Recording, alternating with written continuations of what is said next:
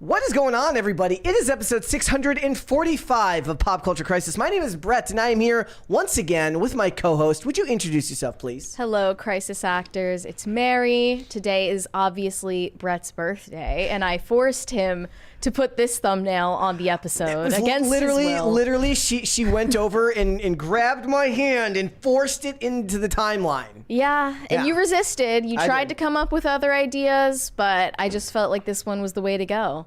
So yes, guys, it is my birthday. So I did put in the chat, I said 1 like equals 1 happy birthday. So it's true. If you don't like the video, you are actively telling Brett to not have a happy birthday. That's just rude. 1 like equals 1 happy birthday for Brett. And then there's a $20 super chat there if you want to read it. From Shane H. Wilder, happy Taco Tuesday, Brett and Mary, and a happy birthday to Brett. I hope you enjoyed the birthday card. It took me minutes. Mary, no beating Brett today. He's geriatric.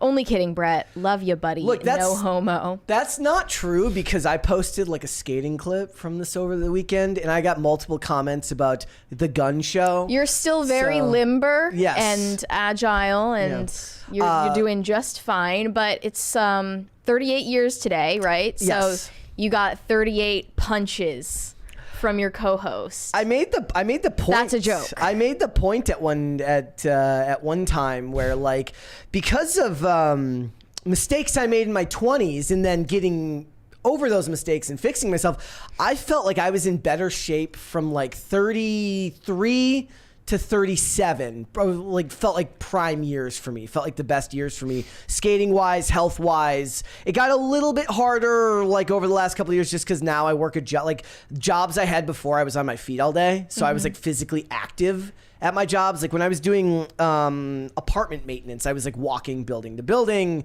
repairing things, stuff like that. Not a desk job. So I was moving around a lot. And then this job, you are firmly seated most of the day. And I was actually having this discussion last night because I was like, why is it that I can go out on the weekends and I can go skate multiple times? So I'll go skate in the morning a lot of times because I'll try to get out before it gets too hot out. And then I'll go out later in the afternoon. Why is it that, like, when I go skate later in the day, like, my knees feel fine, but trying to skate all day after working is somehow harder? Yeah, but it's like the mental task must be of like, doing this job is a little bit greater. There's 2 big ones there if you want to read those. Oh my, there. okay. Yes. So first we have a 20 from Sean E.M.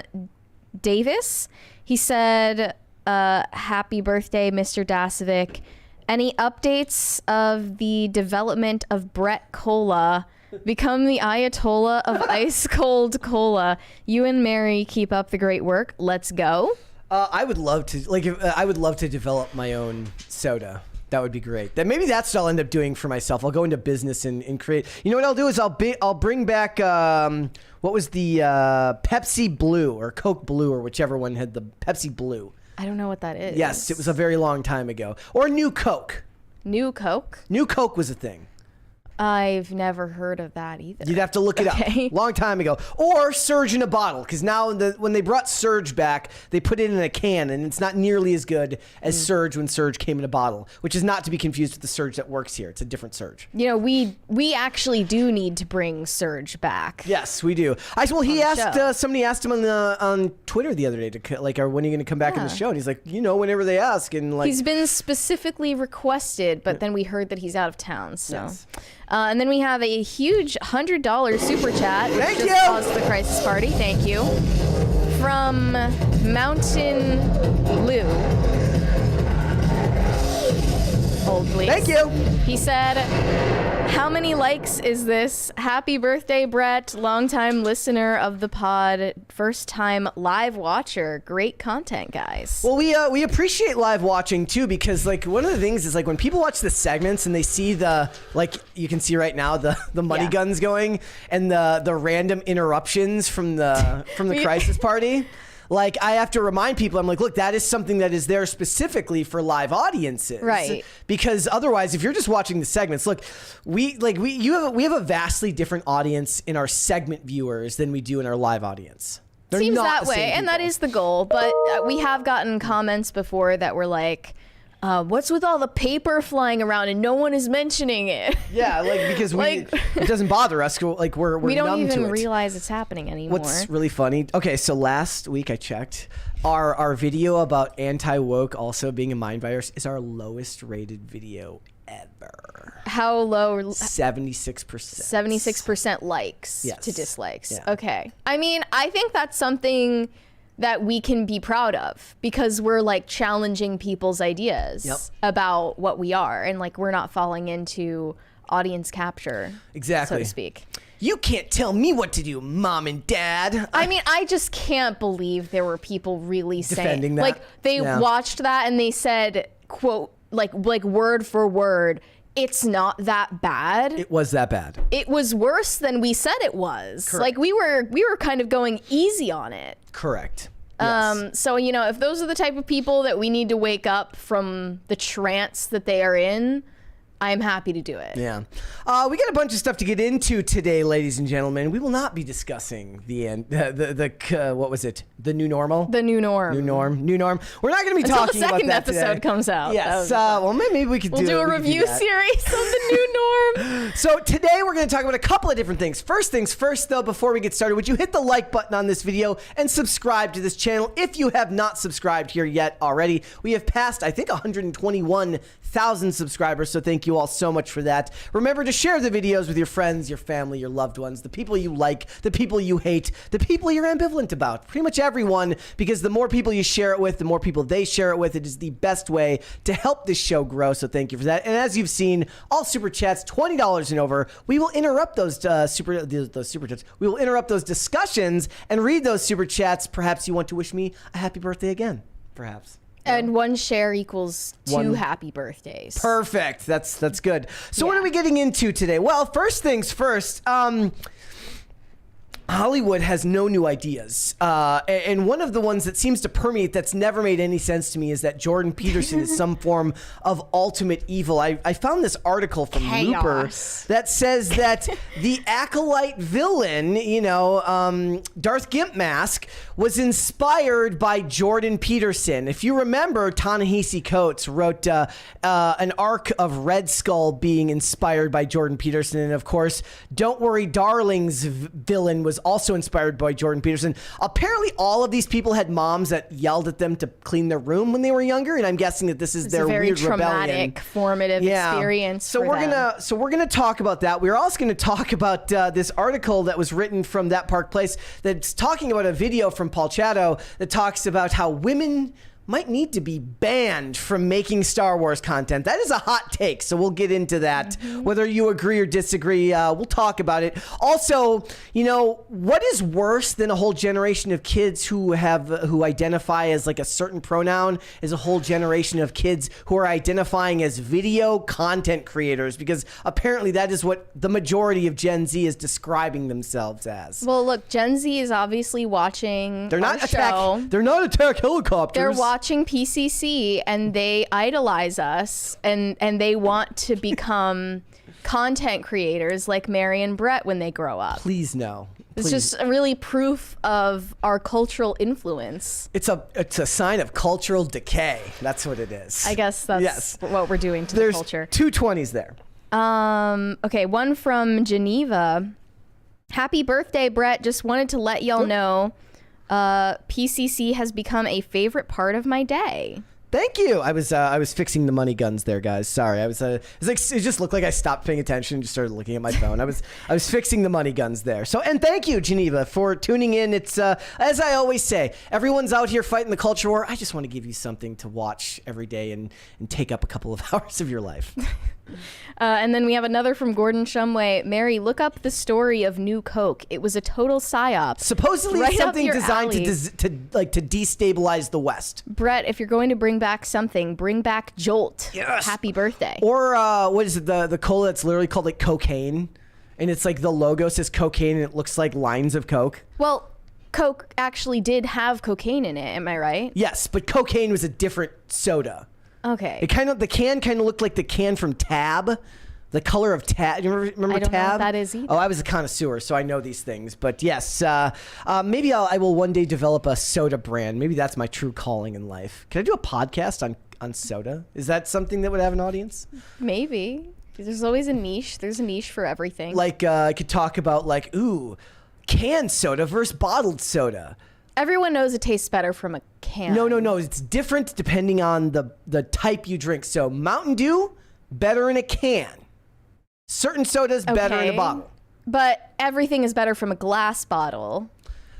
I haven't had Mountain Dew in a glass bottle. They wouldn't sell. That would make no sense. They Coke would never is sell better. a Mountain Dew in a glass bottle. That doesn't. They used to back in the day, but that's besides the point. But they did. Well, before plastic bottles were a thing. Mountain Dew existed then? Yeah, there was Mountain Dew in glass bottles. What? Yep. That's crazy. But Coke, like Coke in a glass bottle. Better. Yeah. Correct. But I also never got into soda. I always thought soda was too spicy. When we were at when we were home in Minnesota, we went to like the world's biggest candy shop, and it is enormous. It says Minnesota's biggest candy shop, but then like online it says world's biggest candy shop. It is gigantic. It's just like take their word for it. Yeah, and it had whole sections. Is it like for like is it like rare multiple colas? Stories? It's like two separate barns, like huge barns connected. I see. Yeah, and there was like a whole section on soda. Nice. So I did not buy any. I stayed away from it because I've been again, my energy drink is my one reprieve for the day, but I try to avoid it. So, all right, so that's what we're going to get into today. So if you're ready, Mario, we could just get started. Are you ready? I'm ready. She's Are ready. you ready? I'm ready. Let's Guys, get get us to 38 crisis parties. Yeah, let's do that. All in one day today. So bad news. If you're a fan of Redbox, as we mentioned yesterday, going out of business sale, it looks like. And this affects all literally of zero like one person. No, that's not true, because when I was home in Minnesota, not last time but the time before, we went to like a CVS or to like a Walgreens or a CVS. Okay. Totally saw someone use the Redbox there. I've seen one around here. Yeah. I mean, I get that there was a need for it at one point, but you know, I saw that and I was like, not anymore. I was like, really? Like, I mean, we weren't out in the sticks. We were in like the suburbs of Minnesota. I mean, what they should have done is like try to market it as a nostalgia thing, or market it as, you know, a way to collect things instead of just out of necessity needing it, right? Did you know the owner is a company called Chicken Soup for the Soul Entertainment? Oh, that's sweet. Yeah. It says they've filed for bankruptcy. Yep. Employees haven't received their paychecks for over a week. Money is owed to Walmart, Walgreens, Universal, Sony, and Warner Brothers. They face over a dozen lawsuits for their unpaid bills. Yeah. And they are nearly $1 billion in debt. Yep. That's crazy. Says, it would have been time to file for bankruptcy like way before this. There's a $20 one there from St. Miles. It says, tough day of traffic. Wishing Brett happy birthday. Thank you. And I hope your traffic day gets better. You hit some traffic earlier today. Yeah. Yeah. PCC helps Yes, it does. during traffic. Other creditors include smaller studios, streaming platforms, and smart TV manufacturers, with a list of names including the BBC, Vizio, and Plex. Redbox and Chicken Soup-owned Crackle have been operating their own free ad-supported streaming services on a variety of platforms. The company also owes money to its landlords. Well, we got to get Matan Evan on this. Yeah. Here's the thing. All the ad tier streaming services pale in comparison to Roku. I swear. Recently, because like, okay, so when you watch Roku, it does the thing which I really like where it like lists where the ads are in the episode, so you know exactly how many you're gonna have to suffer through. I swear it doesn't even play them half the time. Thank you. I swear it doesn't even play them half the time. Like the ads are there and just nothing plays. It just plays through. That's nice. Yes. It's like, it's you know what it is? It's kind of like, it's like the big ask. It's like, oh, you're gonna have 5 ads, and then when you only get 3, you're just filled with joy. Because you're like, I never understood why you hated ads so much. I don't mind them that much. Also, they don't do the thing where they double up ads on some of them where I'm watching them. So it's like, it's all 25 to 30 second ads throughout it, rather than like like 2 where it plays like 3 ads at one time, 30 second, and then a 1 minute ad from another company. Now, I did end up having to see a full 1 minute ad on Paramount the other day, and I almost threw the TV out the window. You gotta just cancel these subscriptions. I'm about to cancel Paramount Plus. You need to. Because Paramount For your Plus, own mental health. I pay for the non-ad tier of Paramount Plus. The idea that you would give me a 1 minute ad before an episode started is disgusting. For their own stuff. Yes, right. for their own stuff. It was for like the new season of Mayor of Kingstown. Yeah, no one cares. Yeah. But you know, they could have gone the Polaroid route. I'm telling you, like, make people nostalgic for DVDs. That's, I mean, that's kind of like the tech way to do things now, right? Is to bring back. I watched this TikTok the other day of this guy he's like, imagine trying to explain to somebody in 1940 why you're shooting on film still. He's like, oh, so like the technology hasn't improved. He's like, no, the technology's way better now. Yeah. But you're just explaining that you use it because you like the look of it. Yeah, I'm not saying that marketing push would have worked on me, but no. Well, I mean, there's still the push. I mean, remember, a lot of people still believe strongly in buying physical media. It's why Steelbooks sell so well, or Criterion Collection. I still will never understand. But what's it called? Best Buy got rid of all their physical media. Mm-hmm. No physical media to buy. Now you have to go and you have to go rent it from Redbox and then pay the fee to just keep the DVD if you want to keep it. Yeah, the one thing that does cross my mind is like, you know, what about after the collapse when you want to watch a movie? You're going to have one option, but I think I might have bigger things to worry about at that point. By then. Actually, that would be a great like skit to make. It's like the world has collapsed and everyone is just foraging for food, and there's one guy there like trying to dig out his going DVD through collection. The landfills for DVDs. Yeah. There's a $20 there from Mountain Lou. Sorry, let me see this. He said, I forgot to mention, I lived in Minnesota for 5 years and identify with Brett as being Minnesotan. I had to get out of the communist paradise that was Minnesota, though. Let's get to 38 crisis parties. I would love that. Yeah, like, look, I'm actually one of those people that local politics in Minnesota is very annoying. It is, and I'm glad that I don't live there anymore. But I'm in Maryland now, so it's like, is it really? It's not much better. It's not any better. No, really. You're closer to DC in as any well. way, shape, or form. So, like imagine leaving Minnesota just to move closer to Washington DC. Like, that's not really any. You're not more freedom pilled out here in almost Washington. Just no. So yes, Poor Chicken Soup for the Soul. I wonder if is that the same people who produced the book? I have no idea. I don't know. It would be nice to know. They had a good run though. They did. All right. This was the most random thing that I woke up to today. Lily Allen, who you might know recently, we mentioned how there was a funny story that went kind of viral where she kind of admitted that she turns down her husband, David Arbor, for sex, and I didn't even know they were married. I don't know why you would publish that and tell anyone. Well, we considered talking about it on the show, and then we were like, why are you buck breaking your husband? Well, why are you like talking about your sex life in the first place? I think I said like nobody on planet Earth asked what David Harbour was doing with his sex life. But yeah, nobody. Lily Allen says that she found out she has a very high rating on WikiFeet. It's a forum for foot fetishists to rate the feet of celebrities. Big super chat there from ICall. Oh, thank you. Thank you for another crisis party. He said, happy birthday, Brett. Here's a Benjamin for you so you can put it towards the $500 women's championship belt that you've been wanting. Mary, you're letting Brent host/work on his birthday. For shame, Mary. For shame. You are going to hell. Well, I was actually just home in Minnesota. I actually had to make a choice between like whether I was going to go home over the 4th of July weekend or whether I was going to go home before. But I made the trip back home was that like 2 weeks ago or something like that? Well, fortunately for me, I think my birthday falls on a weekend this year. Weekday. I'm pretty sure it does. I'll look. I don't think so. Because I think I get back from my next one like the day before. I checked. Because I had to make sure that I was going to be back for yours. I'll look later. Okay, so the first year we were doing this show, I think my birthday fell on a weekend. And the second, like last year, I took it off. Oh, by the way. What's up? Oh. That looks so empty. You picked up the empty one. Is it the empty one? I baked. Oh, there's the full one. So many cookies. I don't even know how many that is. That is a lot of cookies. But yeah, there are 2 full things. It's like you remember that meme that was going viral? It's the dad tax meme of Leo from of Leonardo DiCaprio.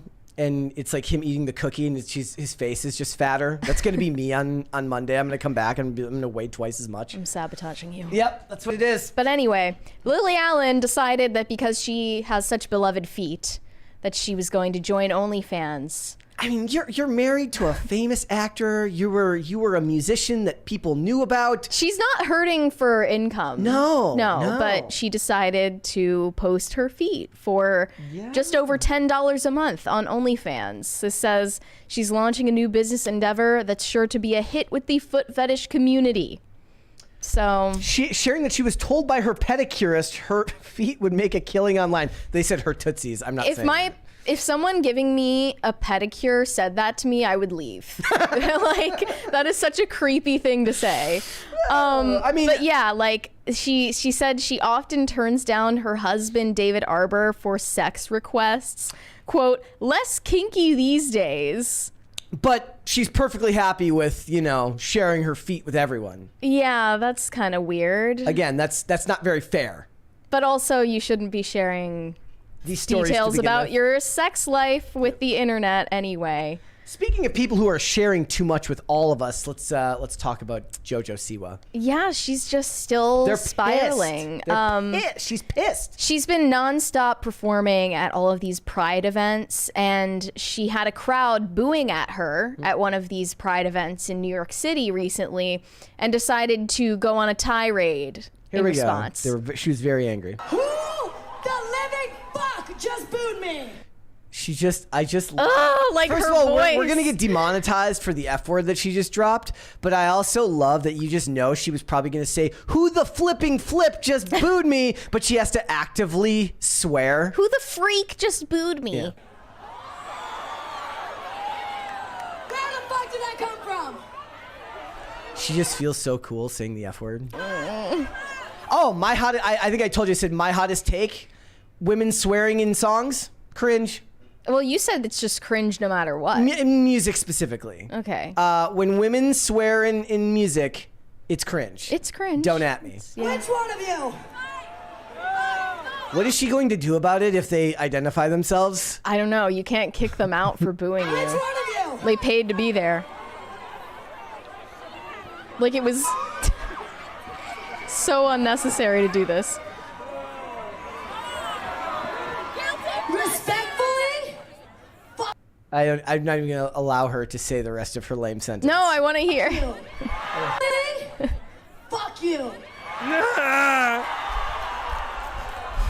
Does she think... What? She's going to keep the car out past curfew, too. What did she think was going to happen? I have no idea. I don't understand. And they captioned this, I can't stop thinking about the 3 little girls in karma face paint and their mom who went up to the barricade right before she went on, and what conversations might be going on right now. Why are you bringing your little children to Pride events, first of all, but secondly, just to any Jojo Siwa concert Well, yeah, at this point? she seemed pretty clear about the fact that she doesn't want to be entertainment for kids. No. I think she wants to have it all. I think she wants the privilege of being as vulgar as possible while keeping her child fan base and making money off of them. Because, as I pointed out, there was a 6-year-old at one of these Pride events, not this one, but one of her recent ones, where she was looking straight at the 6-year-old in the crowd and was like, why are you here? I love that you're here. Yeah. And then proceeded to touch herself under her clothes. Yeah. So, yeah, I mean, that's just like PDF file behavior. Yeah. But again, just so desperate to be seen as the bad girl. Like, this is what happens when you encourage an entire generation of little girls, including me, by the way, to idolize Miley Cyrus. And then she promotes being hypersexualized as the image of adulthood. I don't think they realize that this is what happens. Being cool usually requires you to not try so hard. Like, you instantly become uncool when you have to try that hard to be cool. I mean, yeah. That's just the fact of the matter. Obviously. I hope that she realizes that this was just a huge mistake and she rebrands at some point here. Who was it? Did Kesha went through like a rebrand where she tried to be like a real artist, right? Well, she was okay. I think she actually had good songs, though. That's I'm the just problem. sa- I'm is JoJo just doesn't saying- even have I'm just saying the that, like, talent to back it up. She had to go through a rebrand to be like, look at me, I'm a real artist. People didn't think she had vocals, but she Okay. did. All right, what's going on? Terror at Disney. Yeah, there are rumors flying right now that DEI requirements at Disney are going so far as to endanger park attendees because of, I guess, malfunctions going on in Tiana's Bayou Adventure, which, if you don't know the lore behind this is a new ride at Disney because they decided to completely replace and remodel the old ride it was based on because it was racist. Yeah. It was based on Song of the South, very old Disney movie that was kind of considered racist decades later because it had the magical Negro trope in it. And they decided that that could not stand at Disney anymore. And they remodeled it based on Tiana, the Black Disney princess, and added a bunch of animatronics to it. But this video was posted recently saying Tiana's Bayou Adventure has done several in-show exits today. The ride keeps breaking down and guests must be escorted off by cast members with work lights on. Credit to a channel called Farmeritaville for this footage that confirms what I was hearing. Okay. Well, this was our second lap, and the work lights came on, and we stopped at this point, and we've been here about 5 minutes, and they just turned off the music and said on the PA that cast members will be by to evacuate us momentarily. So we're going to get evacuated off Tiana's Splash Mountain Bayou Adventure. Woo! Okay. So in response, Mark Kern tweeted out, "Look at what is happening with Tiana's Bayou Adventure. I do not trust any Disney engineered rides, especially anything with drops or high speeds. Disney has embraced DEI, didn't earn it, over MEI, merit, excellence, intelligence, and is headed for Boeing level problems. The risk to our kids is too great." I mean, I feel like extraordinary claims require extraordinary evidence. So basically the theory here is they're hiring a bunch of engineers for these rides for DEI quotas who are not qualified to be working on that level of technology, and that could lead to deaths. Is there any evidence and that this is true? maimings for park attendees. There's a $50 one there from St. Miles. Says, heard the word cookies on my earbuds, hoping that this helps to match Brett's age. Traffic is moving again. I'm glad the traffic is moving again. Thank you for the big super chat. Do you want to know how dumb I am? When you said, like, let's get to 38, it didn't even occur to me that was, like, my age in 38 crisis parties. Yeah, we're gonna reach 38 crisis parties. I can feel it. Didn't even occur to me. So here's what Lorena Creel says. She says, my annoyance aside with the DEI, with the didn't earn it nonsense, this ride breaking down has zero to do with a DEI accusation and everything to do with C-suite level idiots not giving Imagineering the time needed to deliver a successful attraction. Well, I think that some people would argue the Imagineers are not giving it the proper amount of thought or planning because they were hired in DEI quotas rather than by merit. That's what they would argue. I have no idea However, if any of that is true. If it has a seed of truth for Boeing, I can only assume that would happen at other companies. Thank you. I just saw another crazy one from Boeing today. Oh, what was that one? I saw a crazy one from Air Europa on Boeing today. Let me see if I can pull that up. Hold on. We got another 20 from Pork Stuff. What did he say? He said, "Happy birthday, Bert. Y'all are the perfect background for the worst part of my day. Thanks for that." You're welcome. Like, oh yeah, there was this one. It's man stuck in overhead compartment. Oh my gosh, how does that even happen? I have no idea. I saw this earlier He was raw dogging the flight. He was. That's what it was.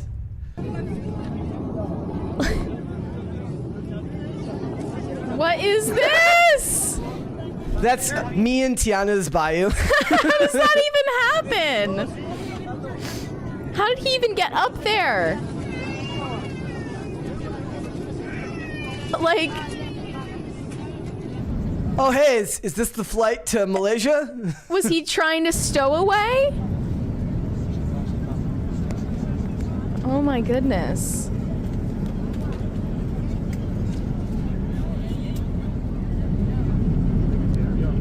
insane. Yep. Who was I talking to recently about whether they like a lot of people don't realize that these types of things have always happened on flights. Just it's getting a lot more attention now with what's going on with Boeing and the whistleblowers and all of the Hitman Agent 47 memes that have been made about Boeing and all of that stuff. You could say it's getting more attention now and malfunctions always happened, but I do believe that there is some truth to the DEI quotas risking people's lives. I mean, I just also believe that this is one of those things where that could be it, or it could be that people who operate the C-suite, which we just talked about last week with James O'Keefe, they don't really understand, how the creative side of these businesses work. All they know is deadlines and numbers and not how to actually get things done. And if deadlines are pushed and they're not given adequate time to create things, that could be a reason as well. I'm just saying, unless I get like a memo that says like, this person was hot. Do you know what I'm saying? Well, the incompetence will extend to all levels, not just C-suite executives. That's, I think, the point you're I'm trying saying to make. that I'm saying that it's not that necessarily the C-suite executives are just incompetent. Big super chat from Talking and Drawing with Shane Davis. Yo! Happy birthday, Brett. Shane, what's going on, Thank dude? you so much. I'm gonna like that one. Thank you.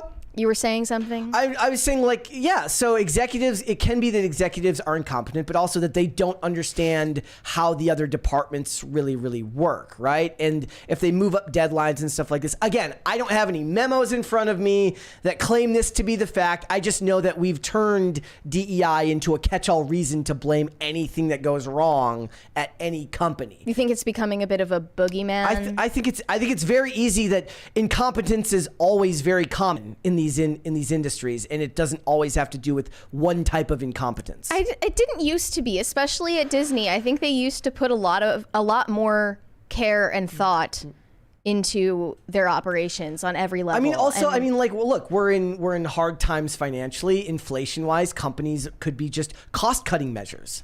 Mm-hmm. Not necessarily hiring practices, but cost-cutting measures, moved up deadlines. I just see a lot of other things that you could put as a reason for this, aside from that, barring any proof that that's actually what it was. There's also a retort from a former Imagineer.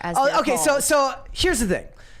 What I'm making is basically what this guy's argument kind of was, but the guy is so insufferable in how he phrases it that it makes me want him to be wrong. Yeah, he said, "Hi, former Disney employee here. I actually worked at the parks and unlike you, know something about ride safety and attraction maintenance.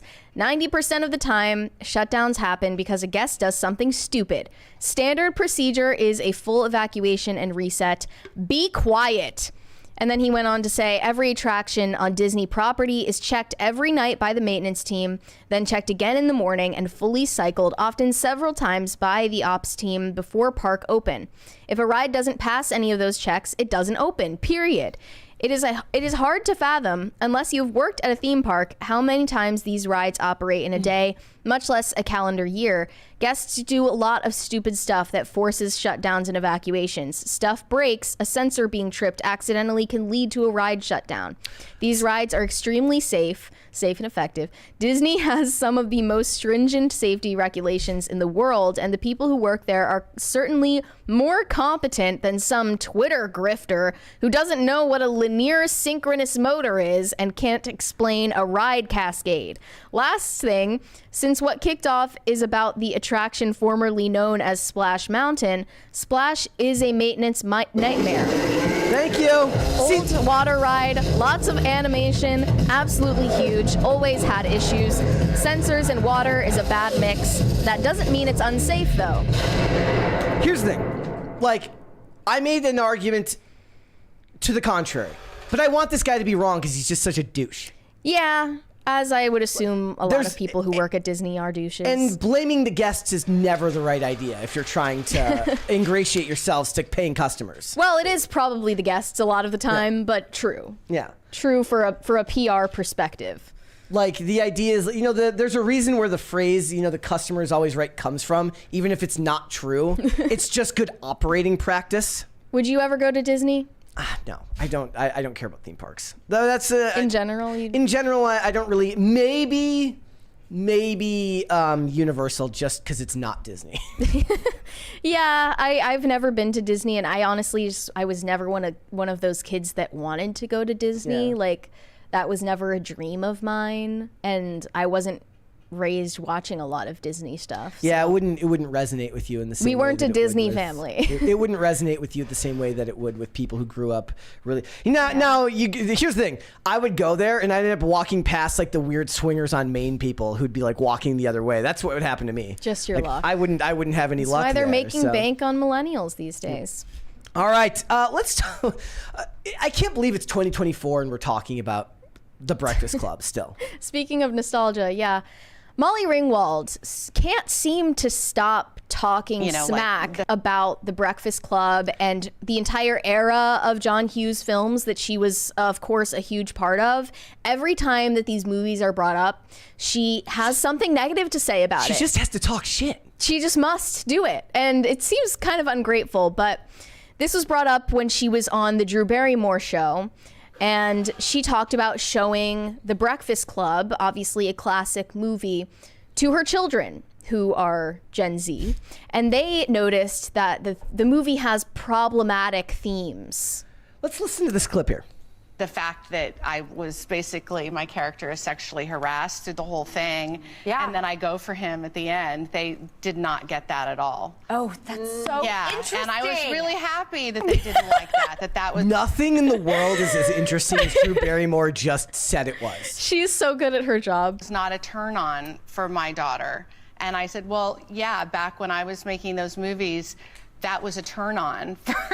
Like, if anybody treated you badly, that's the one that you wanted. the men and still do it. The that nagging. idea The is nagging starting is still a to. thing. The less you want me, the more I The fact that it has a name now proves that it's still a thing, right? Yeah. But having said that, there is still so much that I love in the movie. The fact that it really breaks down these characters and says that there's just something that we all have in common and that we're all feeling the same thing no matter what we look like and what our social stratum is. Yes. And that kids have a voice and your voice is important and it's Yes. important to speak up. So, I mean, all of those to me make the film really meaningful. You know, like Aside from the fact that everyone is white, and that's I obviously was going to say, a it's like, huge what about the problem. diversity? Oh, there's 220s there. Okay, sorry, let me catch up. This one from Bad Comedy says, a theme park that kills you. I've heard of patient-assisted suicide, but theme park-assisted suicide, we need to fix the U.S. healthcare system. Oh, and happy birthday, Brett. Thank you. I mean, you know, if Canada's over there with the MAID program, America's got to top it. So we've got to have like MAID with extra steps where it's just, it's a high-flying MAID where it's just a less boring way to die. The Disney adults died doing what they loved. Another from Brandon M says, happy birthday, Brett. I save my super chats for special occasions so you don't become spoiled brats. I haven't missed an episode this year and listen while I work on the house or driving. Love you guys and talk again, episode 700. Thank you. Just checking We in. plan to see you there. We will see you there. Thank We'll you. make a note. Thank you. We will appreciate stay that. humble in the meantime. Yeah, so there's just something that I find unbelievably annoying about, and to be fair to her, she didn't just bash it here. It was measured in her response. But I just think that, who was the artist who talked about, they don't understand why singers get sick of performing like their biggest songs. They're like, this is the song that bought you your house. Why would you hate performing it? I forget who it was. Somebody in the chat will know who I'm talking about instantly. But they talked plenty about of how, examples. But the point is like a lot of artists, they get big and then they don't like performing. Well, it's like Paramore stopped Yes. performing Misery Business because they said it was misogynist. But even that's not because they got sick of performing it or because they think it's old news now. They got sick of it because of some weird social justice reason, and they went back to performing that song. In a sense, you're kind of saying that your fans are wrong for liking it. Yeah. And this is after more recently, Molly Ringworm said You just that know she got called that when she was a kid. she said that the Breakfast Club wasn't diverse enough and that Gen Z wouldn't like it because there aren't enough racially diverse characters in the movie from, what is it, 1980 something? Yeah. And also during the Me Too era, she wrote this whole opinion piece about how, you know, the Breakfast Club doesn't hold up to the times because of this sexual harassment that her character faced in the movie. Here she said, "It's a strange experience watching a younger, innocent version of yourself on screen. It's stranger still, surreal even, watching it with your child when she is much closer in age to that version of yourself than you are. My friend was right. My daughter didn't really seem to register most of the sex stuff, though she did audibly gasp when she thought I had showed my underwear. At one point in the film, the bad boy character, John Bender, ducks under the table where my character, Claire, is sitting to hide from a teacher. While there, he takes the opportunity to peek under Claire's skirt, and though the audience doesn't see, it's implied he touches her inappropriately. I was quick to point out to my daughter that the person in the underwear wasn't really me, though that clarification was inconsequential. We kept watching, and despite my best intentions to give context to the uncomfortable bits, I didn't elaborate on what might have gone on under the table. She expressed no curiosity in anything sexual, so I decided to follow her lead and discussed what seemed to resonate with her more. Maybe I just chickened out, but I kept thinking about that scene. I thought about it again after a number of women came forward with sexual assault accusations against the producer Harvey Weinstein, and the Me Too movement gathered steam. If attitudes toward female subjugation are systemic, and I believe they are, it stands to reason that the art we consume and sanction plays some part in reinforcing those same attitudes." So she's basically claiming that her John Hughes films were contributing to systemic subjugation of women because of this stupid scene that was in The Breakfast Club. I refuse to ever allow any of these actors to pretend to think they're as important as they think they are. She said, "I felt the need to examine the role that these movies played in our cultural life, where they came from and what they mean now. When my daughter proposed watching The Breakfast Club together, I hesitated, not knowing how she would react, if she would understand the film, or if she would even like it. I worried that she would find aspects of it troubling, but I hadn't anticipated that it would ultimately be most troubling to me." Maybe it'd be better to analyze movies that you weren't part of first with them. Like, you don't need to analyze. If you're, I mean, if you films. if this is your parenting technique and you're going to use films as some sort of guidebook for your parenting style and discussions with your children, maybe the best thing you could do would be to pick movies that you don't have such a close connection with. No, here's the thing. If you're in her position, like, just allow your kids to appreciate what those movies were for the time in which they were made. Correct. You don't need to reanalyze The Breakfast Club in the age of #MeToo.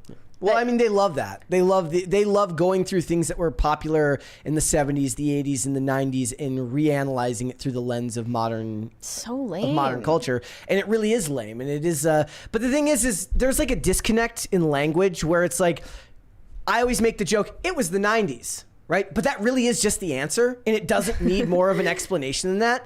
But what it really means is it's not that deep. It's not that serious. It doesn't require, it's kind of like what I was saying with stupid Haktua lady. Mm-hmm. Not everything requires deep analysis. I tweeted last night, I said, I'm desperate to be a normie again. Like, normies aren't overanalyzing this. She's not overanalyzing it. They're not overanalyzing it. They're certainly not discussing the morality of it, or whether it makes her a bad person, or whether it speaks horribly about culture. They don't care. It was a moment in time. It's a coworker. Then they're going back. Yes, I love that description too, because that's a new one to me. It's like, oh, have you ever seen this? You go back and you look at it for what it was, and you move on. Mm-hmm. Okay, it doesn't have to be more than that. Now, it's kind of hypocritical for us because it's kind of our job to go through a lot of this stuff and talk about it in that sense, and I get that, but it's tiresome. It grows tiresome. There are certainly things that we can talk about that require deeper analysis, that lend itself to talking about what they mean to the culture. Haktua Chick and Pretty in Pink in The Breakfast Club from the 80s, I think you can leave those as they are what they are. Yeah, I think the aspect of The Breakfast Club that would be the most lost on Gen Z these days is like all of these, subcategories of people that weren't based on skin color or your genitalia. They're like, why doesn't this look like a college brochure? Right, like not just the racial diversity stuff, but just, the idea of rebellious characters doesn't make sense to Gen Z. There's no rebellious streak in Gen Z. They're just apathetic and nihilistic. If you want to watch people make fun of this stuff, watch Not Another Teen Movie. think she's in it, if I remember correctly. Is at the she? end. Yes. That's funny. At the end. Masterpiece in making fun of movies like this. I recommend everyone go and watch it. Also, Chris Evans' first movie role. Oh, really? The best part is like he walks in to like and sees a picture of himself on the school wall, and then walks further and sees a picture of himself looking at the picture of himself on the wall. It's very meta. Yes. All right. Let us move on then, shall we? What would you? Oh no, we have Cities by Diana to watch. I want everyone to see this because It's she's Brett's birthday treat. This to is talk about Cities by Diana. Here we go. She wants to tell you about the city of Columbus, Ohio, and I was reliably informed that Ohio isn't a real place. Ohio. So here we go. Ready? Do we have it? Look at you serving cunt like you're Chapel Roan. You spent the whole month of June cosplaying a transit cuffed soy jack in a woke city, but now the party's over. It's time to put on the trad wife dress and drive back to your real home in Columbus, Ohio. Ohio's most traffic-pilled city is proof that America is still the best place to own a car. Its jacked up and jelked out interchanges will have you screaming, "What the Sigma?" as you put away your rainbow flag and hoist up the red, white, and blue in its place. The AmeriCorps lifestyle is on full display at The Ohio State University, where the Buckeyes show off what real pride looks like. After the game, you'll probably go to Polaris and enjoy its oceans of parking spaces before throwing back a few brews at Dave & Buster's as you forget that little bi-curious phase, do a little hawk tua, and enjoy all 30 seconds of the finest back shots at Cabela's Sporting Goods. Freedom knows no bounds in the hometown of legendary celebrity chef Guy Fieri. Even though he fled to California, the city briefly considered renaming itself Flavortown in his honor. A much more important historical figure than that you're a poor war criminal that is its current namesake. The Freedom-axed Columbus is famous for being one of America's biggest cities with no light rail, no metro system, and a convoluted web of useless bus routes, allowing the city to remain car-brained and leave the riffraff back in San Francisco where they belong. Car brain. Super car brained. I also like she said freedom pilled. Yeah. I love the Cities by Diana segment of the day. All right. What would you like to see? Cringe or cute of the day? Let's do cute and then cringe. Okay, we'll do cute first. I have to make sure that I didn't leave in. Sometimes I leave them up and then it throws off the. Oh, this is a good one. Here we go. Okay. This is from Opus. It says, Samantha was 17 when we said goodbye to her. People adopt new pets, but pets also adopt new people. I was a new person to her when I met my future wife, and over time, Sammy adopted me as her own. She loved road trips and donuts. Aw. That is an adorable puppy, and I am sorry for your loss. R.I.P. Sammy. Look at the donut. That is amazing. That is very cute. She can have a donut as a treat. All right, we'll do one more. This one is from Ellen Thompson. It says, Doggo pup talking back. She's 6 years old now. Are you the pretty girl? I'm triggered. This is bringing Did you play in the mud? Oh, after the other day? Memories. Yeah. Who's a pretty girl? I don't speak dog, so I don't know what she's saying. I don't know. Anyways, if you were in an HOA, Mary wouldn't allow this dog there. Factual. Okay. All right. Let's do cringe of the day then, shall we? Here we go. Cringe, actually. Yes. It says, move over, Hawk Tua girl. Bet that drives men crazy every time. What's a moving bet that drives men crazy every time? I feel like No, you gotta give him that. No. Okay. Okay, that's. Yeah, no, you gotta warm it up like it's a fire. No. You gotta warm it up to a don't. fire, Excuse and you me. gotta go. Whoa! Don't. You gotta take it like it's a rattlesnake, Wait, and you gotta bite its stop. head. Give me the mic. You gotta go. Give me the mic. She's better at this than he is. You gotta take it. You gotta go. Okay. My eardrums are R.I.P. That's a crazy still. R.I.P. She is better at this skit than he is. She's really committing to the bit. She's committed to the bit. Adderall, it says. Okay. All right. Let's go ahead and get started then, shall we? Now that we're 49 minutes and 42 seconds into the show, let's talk about Star Wars. Yes. People are analyzing the most recent episode of The Acolyte, the new flop from the Star Wars universe, and they're noticing that there seems to be a strange resemblance between the show's villain, Kamir, or Darth Gimp Mask, or Darth Edgelord, whatever you call him, I prefer and Darth Jordan Edgelord. Peterson. And this would not be the first time that Jordan Peterson inspired TV and movie villains, but here's why people think so. So this seems to have ripped a direct quote from a Jordan Peterson interview in this moment at the end of the episode when Kamir says, Even in the revelation of our triumph, we see the depth of our despair. This is reminiscent of Jordan Peterson's interview on the Diary of a CEO podcast, where he said, "Wherever I go in the world, people come up to me and they often have a pretty rough story to relate. It's an awful thing because you see, even in the revelation of their triumph, the initial depth of their despair." Is there a connection here? It seems that way. And I noticed that line and I actually made fun of that line. Yeah, because it seemed out of place. It didn't make any sense. It was like, why is he randomly monologuing now? Yeah, it did seem out of place, but now knowing that it was directly ripped from a Jordan Peterson interview, it makes more sense that they added it in there. Yeah. And I have to believe that was intentional. Don't you? I mean, is that a reach? It's word for word. The worst part about it is the placement. It's like, look, if you wanna rip from the headlines and put something like that in there, it has to at least feel like it fits in there. But here's the problem. He was saying this to an unconscious person, if I remember correctly. Oh, really? Wasn't he saying this to like unconscious May or unconscious OSHA? Okay. It's like, why are you monologuing to? I could be misremembering. It's been a week since we saw that, and I'm still having PTSD flashbacks, even though it was the best episode of the 5 so far. You know, not that that's a high bar, but it's really weird because what it is like, it's kind of like clip culture, meaning that they've never actually listened in good faith to anything Jordan Peterson has ever said. Mm-hmm. They might be able to take clips out of context, certainly, but he's the type of person where unless you're amenable to what he's telling you to begin with, even in clips, he probably annoys them.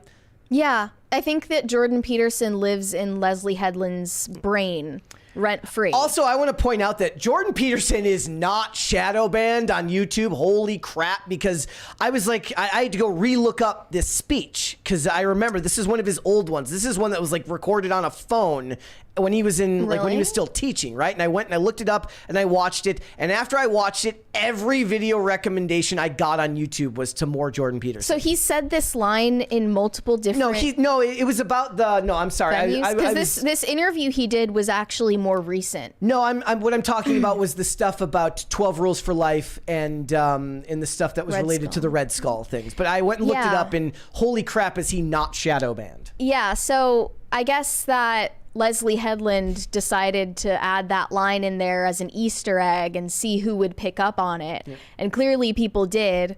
I just don't understand why they see him as such a cartoonish villain. The idea of like a strong voice that speaks to like a lost generation of men freak them out? Yes. I mean, even though Kamir's character is nothing like Jordan Peterson at all, they still see him as an agent of chaos. It's also weird because he's Canadian. It's like, if you're going to make a caricature of a villain, are you going to really make it like a Canadian professor? It's not obvious. It's not obvious. It wasn't immediately obvious. But you also reminded me of this cartoon, a comic book run of Red Skull that also explicitly was inspired by Jordan Peterson in Marvel.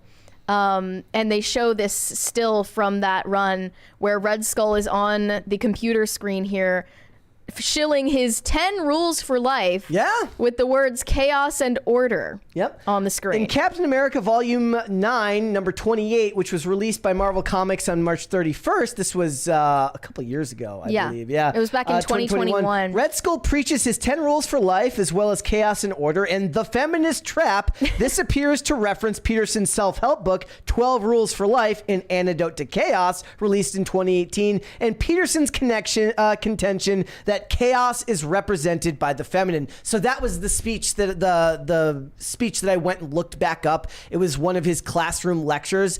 There's a thrilling side story in this where he keeps picking up his water bottle and doesn't drink from it. And there's a whole comment section of people talking about how he keeps not drinking from his water bottle because every time he speaks, he looks like he's about to drink his water bottle, but he's flooded with new ideas and keeps talking. Mm-hmm. That was the more interesting side story. He's easy to meme. For sure. But I know for a fact that Ta-Nehisi Coates and Leslie Headland and Olivia Wilde have not read a single bit of Jordan Peterson's work and have not listened to a full lecture from him at all, so that they can continue to discredit him. I mean, you don't even need to listen to a full lecture. Even if you just go and listen through to his clips, it's unbelievably inoffensive and willing to be critical of all sides and comes from a place of intellectual curiosity more than anything else.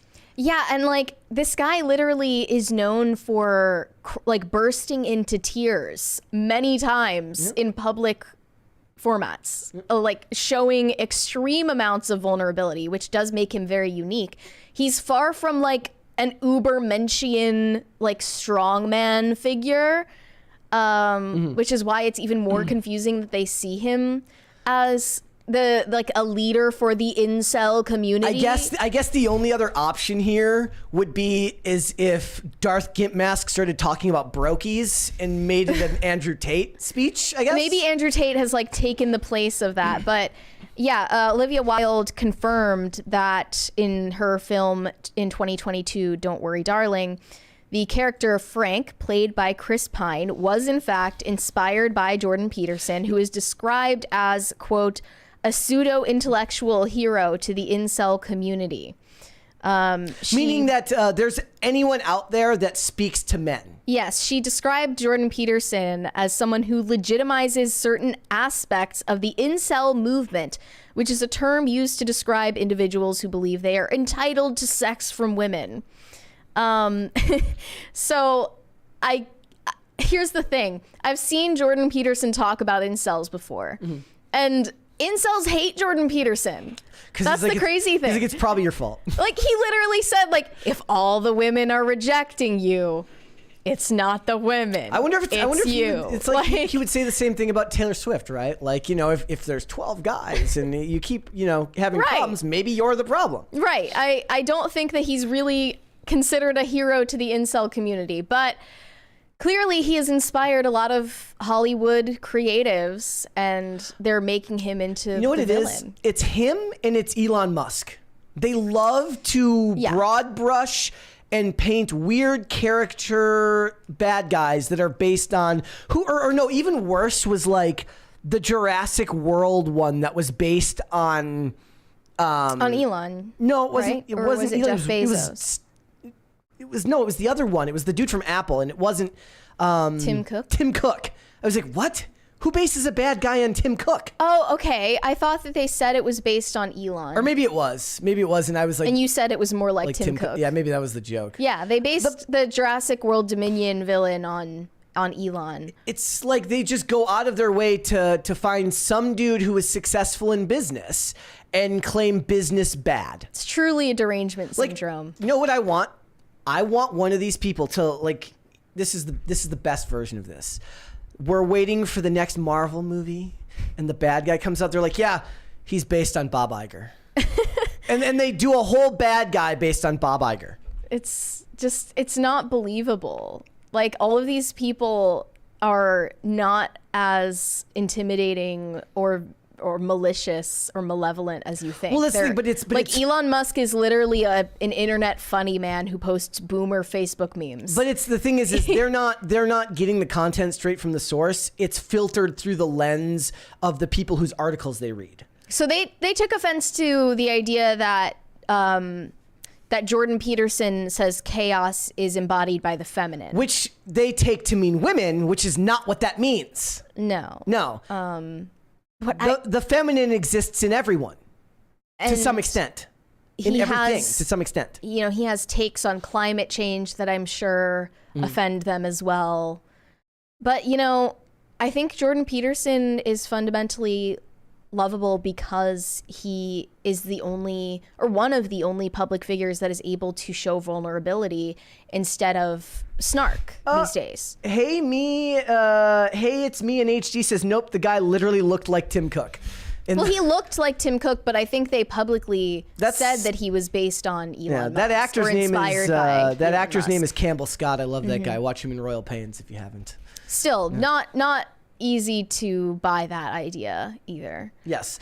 And the idea of incels is also a fantastic boogeyman for them too, because it's easy to turn into a caricature. That was in the Batman too. Yes. The 4chan villain. With 500 followers. 500 followers on 4chan. Okay, here's the thing, guys. Everyone knows that one of the hardest things to do when you monetize online is to like cross-platform, right? So imagine a world where it's like, okay, you've got 100,000 followers on Instagram, you get maybe 1,000 of those to follow you to another platform. Imagine you have 500 followers and somehow got 15 people to commit crimes for you. The hit rate on that is incredible. Yeah. There's a big one there from Pat the Plumber. He said, "I'm late. Happy birthday, Bartholomew." Thank you. I'm okay with Bartholomew. You'll respond to Bartholomew. I'm okay with that one. But seriously, that's a huge hit rate to take 503 people who see you on some tour, like on some tour, and like then, wow, that's amazing. Yeah. People were very mad about that. Can't wait for the Joker 2. Or for the Batman. Oh, and even then, we've got the Joker. We've got the Joker 2 coming out too. The Joker was also said to be an incel fantasy. So they love this boogeyman. Right. They can't get enough of it. And I truly will never understand why. Doesn't make any sense. But again, like I think some of it is also like as you get older, you just are shocked by the stories that become maybe stories told 20 years ago were just as inaccurately told as the ones are today. But I'd like to think that back then, before the internet, research was harder to do. Well, so you did more work to actually write stories. It's just not creative. Like, Correct. If you're trying to come up with a truly fear-inspiring villain that is, convincing on screen, don't base it off of a person that you found out about on the internet through hit pieces. Like, if you're just not a good writer. Here's a good rule of thumb. If you can tweet mean things to the person who you've based your evil villain on and nothing happens to you, he's probably not that evil. But I would love to hear Leslie Headland confirm whether or not this was intentional, because it definitely seems like it was. Well, we're going to talk more about that now, because we're going to talk about what Paul Chato said. Yes, a former TV executive turned YouTuber, Paul Chato, recently made a controversial video calling for a complete and total shutdown of women making Star Wars until we can figure out what the hell is going on. And I don't know, I kind of agree with him. So here's what he actually said before anyone gets their panties in a bunch. He said, "I think we can now confidently conclude that not only is the Force not female, but women should be banned from producing, writing, or directing Star Wars entirely. I know that sounds harsh and that misogyny word, but the evidence is conclusive. Women should not be making Star Wars. And for good measure, you can include the soy boys like Dave Filoni and all the cucked proto-males living off the fumes of the past. Now, I'm willing to entertain the argument that this is mostly because of all the gender-delusional, talentless DEI hires and social justice warriors who have taken over Hollywood, who have no clue that the history of cinema extends prior to the year 2000. It doesn't matter. Of course, there are women out there who could write and produce sci-fi. Just look at the incredible work of DC Fontana did for Star Trek, but I'm not seeing any evidence of someone of Fontana's skills being hired either. You have to have passion. You have to actually have actual passion for what you're working on. Mm-hmm. He said, just look at the giant turd Michelle Paradise turned Star Trek Discovery into, or Jessica Gao, the She-Hulk debacle. For me, the canary in the coal mine is their complete lack of interest in what I call gear porn, as in machinery, gadgets, and weaponry. The fact that stuff breaks and needs fixing, it makes for good plot points and sci-fi adventures. Women, in general, are not interested in gear porn. Okay, that's a really interesting point, and it kind of reminded me of something. So I was thinking about this. And he's right. So there's a reason why franchises like John Wick are as popular as they are. Because there's literal gun porn in those films, and everyone talks about, and me and Phil have talked about endlessly on this show, like one of the most important things to that franchise was the amount of people when they watched the original film, and you could actually count how many rounds were shot before he would reload, and it would be in line with how many rounds were in a magazine for that particular firearm. And as the movies went on, they got more and more detailed with the types of weapons they used, with the type of combat that was used in all of them. Or think of like the Fast and the Furious with cars and things like that, stuff that dudes really, really enjoy, and what's enjoyable to them is the minutia of things like that. So Chad Stahelski, who was one of the founding inspirations, who did John Wick, he's doing the Highlander movie with Henry Cavill, and he was talking about the fighting style and stuff that they're going to be using in the film, and he goes on this long post. So I'm going to read you what he says. He goes, so this says,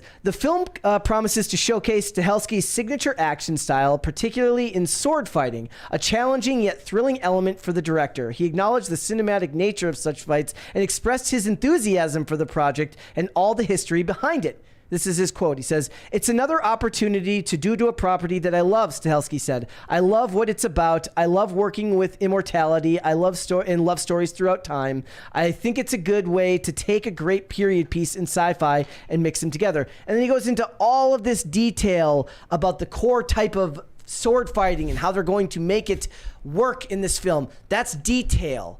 That's stuff that men like. That's things that they care about. That's the stuff they want to go through and watch the bonus features on. One of my favorites, guys, if you've ever seen the behind the scenes stuff for John Wick, they show you how they did the motorcycle scene where it's like there's fans blowing on them and there's literal dudes in green screen outfits pushing the bikes as these guys are fighting. And then they show the side-by-side shot comparison of how it looks in pre-production, what it looks like with the green screen, and then what it looks like in final production. And that's what men get excited about, that type of detail. But that's not really what women get excited about. Right. And that's fine, but then direct franchises that women care about. It's funny because, I assume that's one of the biggest reasons that women are not, for the most part, interested in Star Wars, and that they have a male-dominated fan base. And you can even tell this from a very early age in, toddlers, what they're interested in based on gender. Like, of course, like 2-year-old and 3-year-old boys, they love trucks. Like, and girls play with dolls and they make up scenarios with incredible amounts of emotional detail that, like, I remember like making up all these stories, and I would play school teacher with my toys and things like that. You can even see it in little children, what psychologically is attractive to them. So I can only assume that would go on into their adult years and what they would be able to write for a TV show or a movie. I'll give you an example. Okay, so Olivia is having me she's watching Jane the Virgin. Okay, a lot of women working on Jane the Virgin. And it's a telenovela. It's a telenovela, and I'm not paying the closest attention. But there is a scene in season 2 where the character of Michael, who is a cop, is fired, and the guy says badge and gun, and I'm like, and I point out that he actually hands his weapon over the correct way, meaning that he doesn't just leave the magazine in and hand it to the guy with the barrel facing the cop. He actually holds it barrel down and grip out so the guy can take it safely. And I'm like, oh, that was really cool. They did that correctly. And that's the only thing I've taken from the whole show. Yeah, details. Men will notice different things about these movies and TV shows. It's a very actually nuanced point that unfortunately is going to be lost on so many people who are going to see the thumbnail and the title that says ban women from Star Wars and then are immediately just going to come away with that impression that male Star Wars fans are toxic and they're just boys who think that girls have cooties essentially, and they have just a baseless exclusionary mindset toward all women. But like, that's never been the case. The same thing, you could make the comment about somebody like Ann Nesenti in comics, who's a legendary comic writer, as compared to a lot of the ones that work today that don't seem to actually be interested in writing for the superhero genre. They want to write about characters sitting around and eating food and talking, which isn't really what the medium is about, right? Or even somebody like Patty Jenkins, who did good directing, but once she was given the ability to write and direct in Wonder Woman 2, it didn't really go that well. Okay, there's examples. Women do really, really good directing television, and I wonder if a lot of that has to do with the fact that because of budgetary restrictions, there is a lot more dialogue in writing. Granted, a lot of television is plug and play, meaning that it's a well-oiled machine and they just drop directors in there because they need the person there to do it. And it's not really, they don't have the same vision. Like, one of my favorite examples is like, look up any random director that's big budget Hollywood, and a lot of times you'll see they do like a random episode of TV, and it very rarely has any flair or flourish that's unique to that director, because directing television is very, very different than directing films.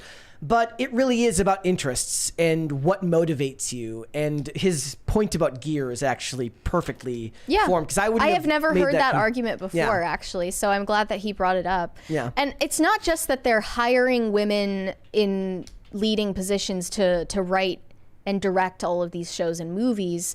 It's that they're picking like the most annoying, ideologically possessed women ever. So he said, other than, them just being women and also the gear porn aspect, he said the common thread is their social activism. We all know how well that's going. I'm fairly certain that social activism wasn't on the mind of Marcia Lucas when she edited the first 3 good Star Wars movies. And just to prove to you that I'm not a complete asshat, Zack Snyder's Rebel Moon is worse than the ejaculate, he called it. I look forward to the comments of women in the business who can't get work because of DEI, because you're just not the right kind of woman. Yeah. They're looking for a very specific type of woman. Yes. And that's Charmine Obayi-Chinoy, Leslie Headland, and it includes the people starring in this as well. And also to this point about gear, it's like one of the biggest complaints, one of the things that we don't get into a lot of when we're talking about the Acolyte, we don't critique the lore heavily, but that's what dudes love. Dudes love going neurotically over the lore and pointing out why headbutting a lightsaber is stupid, even if cortosis is a thing. Okay, that's where you're going to get the men, that type of detail. And perhaps he's right that a male director and a male writer would focus more on those types of things.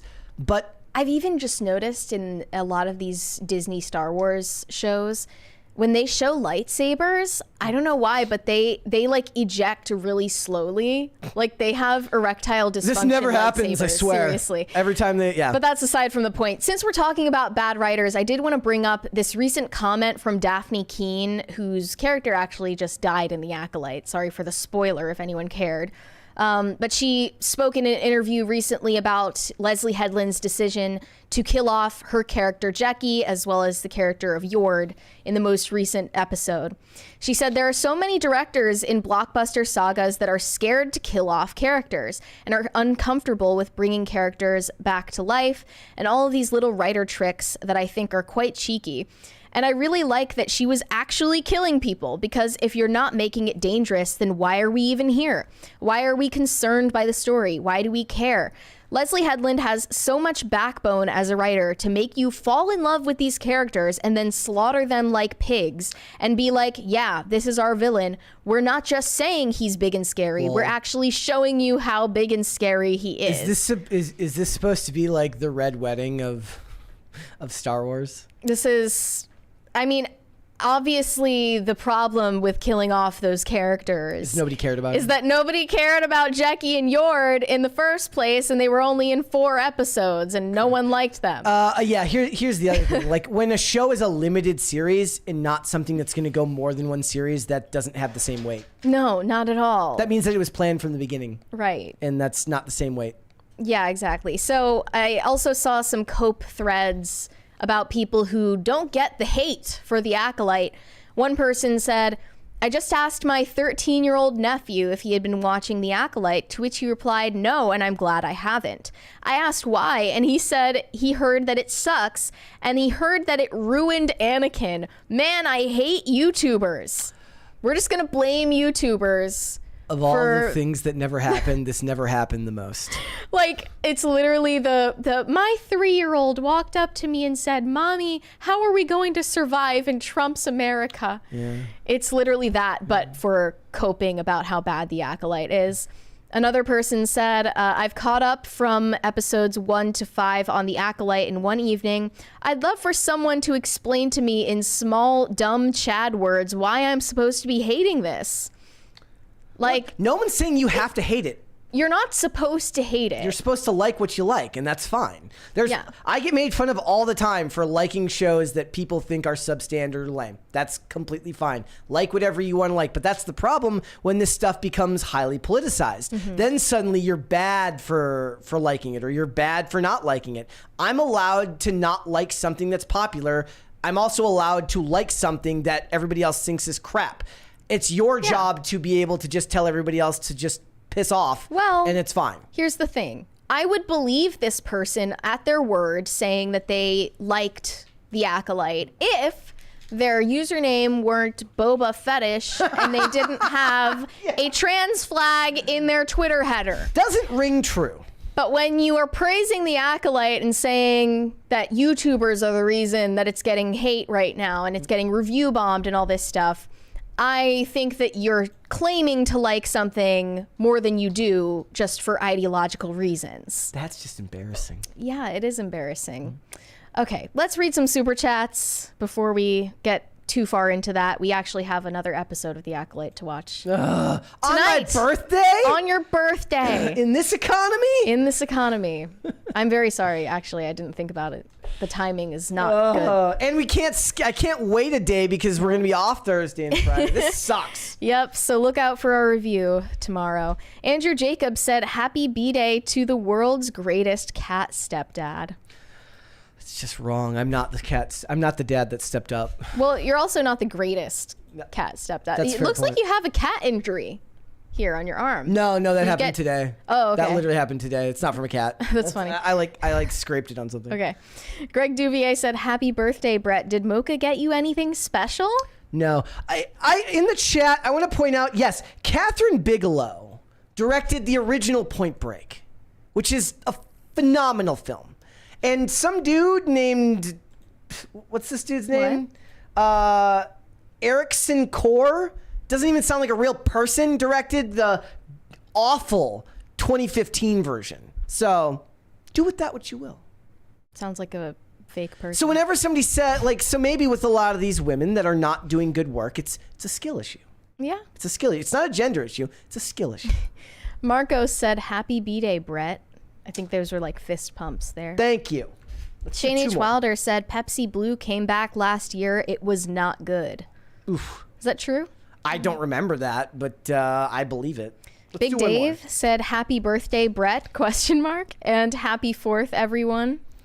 Yes. And a happy 4th to everybody else happy as well. early 4th. Yes. All right, let's go. Let's move on then. Okay. Time to talk about the fact that Gen Z is now identifying as content creators. That's even more terrifying. Yeah. A recent survey done by YouTube found that the majority of Gen Z identify themselves as video content creators.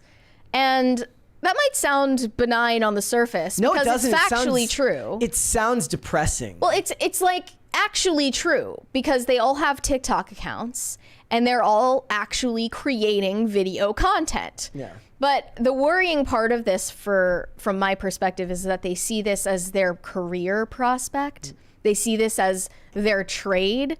And I think everyone knows that when you ask like your younger cousin what they want to do when they grow up, these days, they're saying that they want to be the next Mr. Beast. They're saying that they want to be a Minecraft YouTuber when they grow up. And, sometimes people find out their passions later in life. Yeah. But for most, that plan is not going to work out. It's like saying you want to be a professional athlete. Yeah. It's like saying you want to, at least when you say you want to be an astronaut, you have your chances of failing are astronomical, one might say, but at least it's like a good goal. Have you ever seen that meme about the guy who was an army ranger, then he became a heart surgeon and then an astronaut? And it's like my biggest nightmare is introducing him to my mom, because they just tell me how much I failed in life. I mean, it's still kind of a new concept to be an online person for a living, because I still, when people ask me what I do, when I tell them, a lot of people just still really don't have a concept of what a podcaster is. Yeah. It's still a relatively new thing, yet a majority of Gen Z describe themselves as being video content creators. Imagine having to live up to this guy. Johnny Kim, age 37, Navy SEAL, trained Harvard doctor, and NASA astronaut. You can just never measure up. And I'm just over here gotta go work. We got a $20 from Canada. Mr. Moose Knuckles said, I've got a package for a Mr. Bob A. Fett. Happy birthday, Boba Brett. Oh, Boba Brett. Oh, no. Oh, no. Thank you, though. Anyway. We appreciate that. I appreciate that. So this survey found that 65% of young internet users aged 14 to 24 consider themselves video content creators, which shows a generational shift in online behavior where previously the majority of people on the internet were lurkers who were just consuming content. And increasingly, everyone on the internet is aspiring to be an influencer, a content creator, where they're making reaction videos to things, and it's all very exciting. See, here's the thing, because like I went to school for like video production, right? So I tended to look at most content creation through the lens of like how the video is created. And every time I'd watch that, is all I could think about is like all the people are going to think that it looks really easy to make, but it's just not. It's just takes a lot of work and a lot of time, and even then, that's all kind of predicated on the notion that you're actually an engaging person to watch in the first place, which just not everybody is.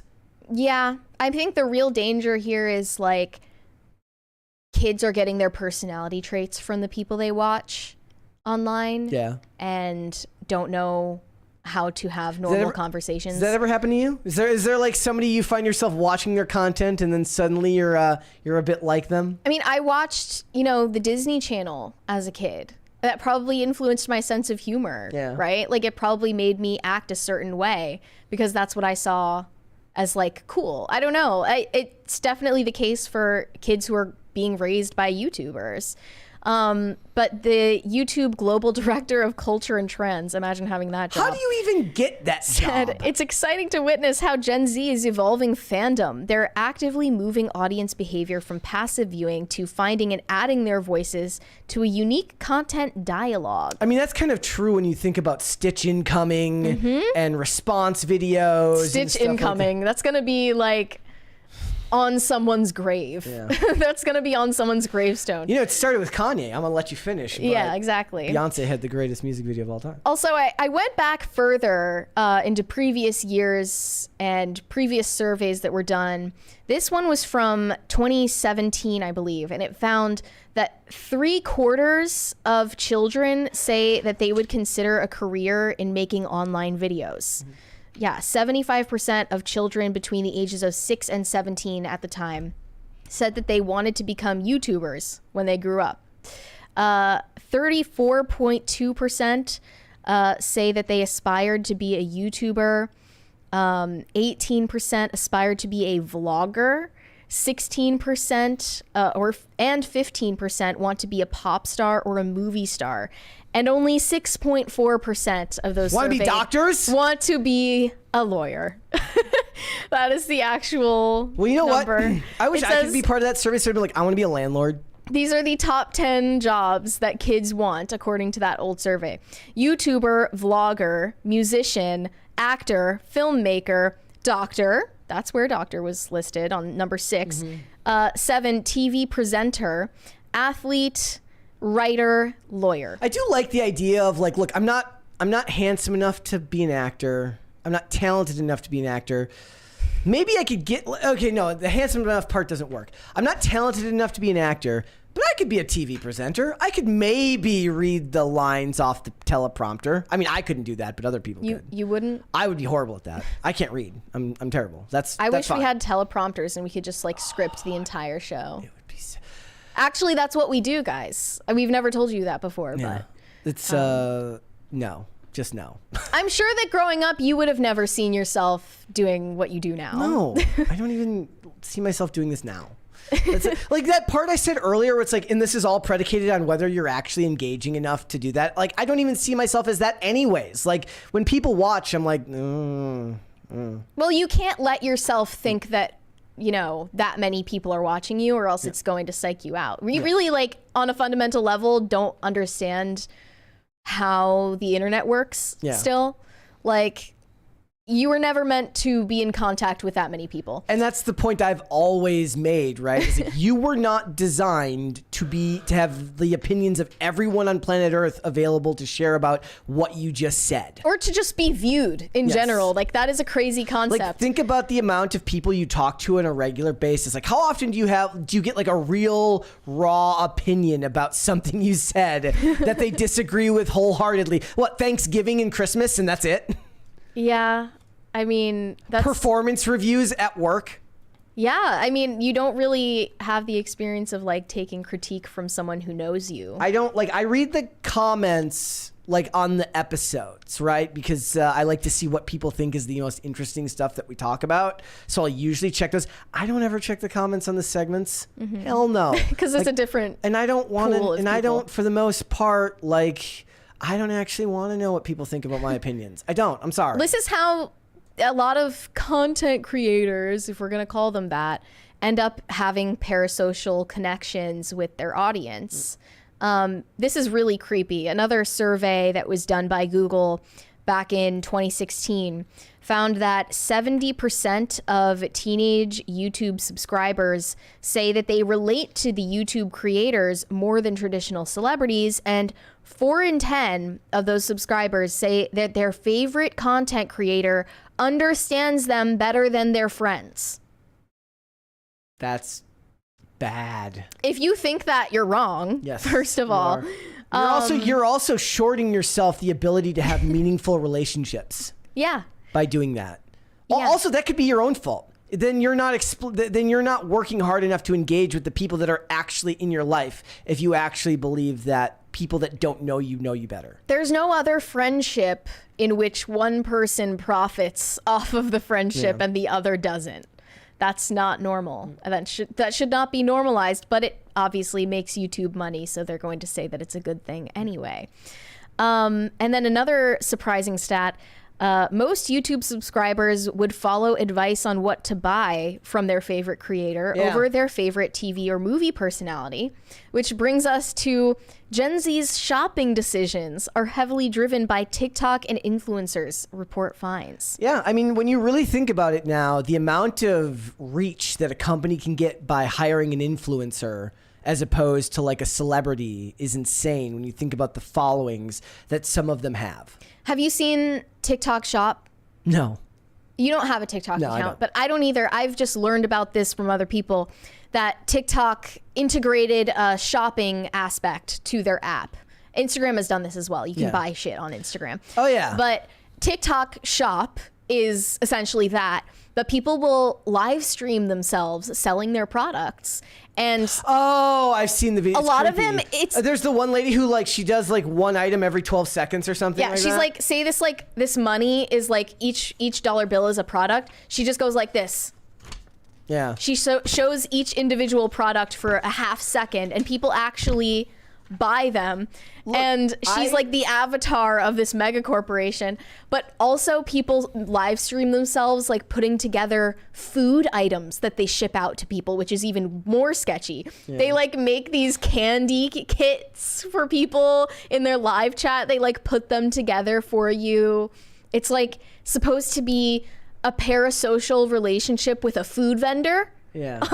On a TikTok live stream. I'm kind of here for it. It's kind of an NPC stream, but for buying shit. Your toxic hot dog vendor down the street. Yeah. People, I think it's actually like a return to like the medieval bartering system.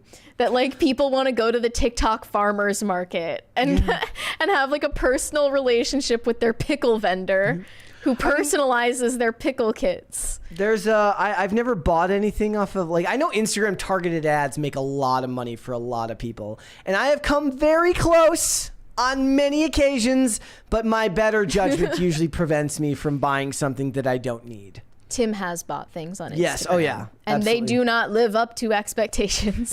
It's like buying something on As Seen for TV. Yeah. But not just products. I think Gen Z is buying entire personalities and buying entire worldviews and ideologies from the internet as well. And that's a much more worrying, like anthropological trend. One day we'll wonder why we're in the Logan Paul generation of the world. We've gotten past that already. We're in the Kai Cenat generation. I'm okay with that, I guess. Whatever. I'm not okay with that. I do not want to live in a world full of kick streamers. Which is weird too, because he like hangs out. He's like big with like regular celebrities, right? Like he just So weird. It was like Kai Cenat has TikTok or has like Twitch sleepover with Kevin Hart, like slumber party with and they hang out and live stream all night. That's just. It's weird because Kai Cenat's fans are like 12 and they don't even know who Kevin Hart is. They're like, who the hell is Kevin Hart? But they're just watching for Kai Cenat. Yeah. And all of these traditional celebrities are having to ride the coattails of the influencers to stay relevant. You know who was an early adopter of it is T-Pain. Was like a live streamer for years before it was cool. How, like, when did he start? Way back, like early days of Twitch. On Twitch? Yeah. Okay. Yeah, and then, like, others have done the same. Like, Jack Black was a streamer, or is a streamer. I enjoy T-Pain.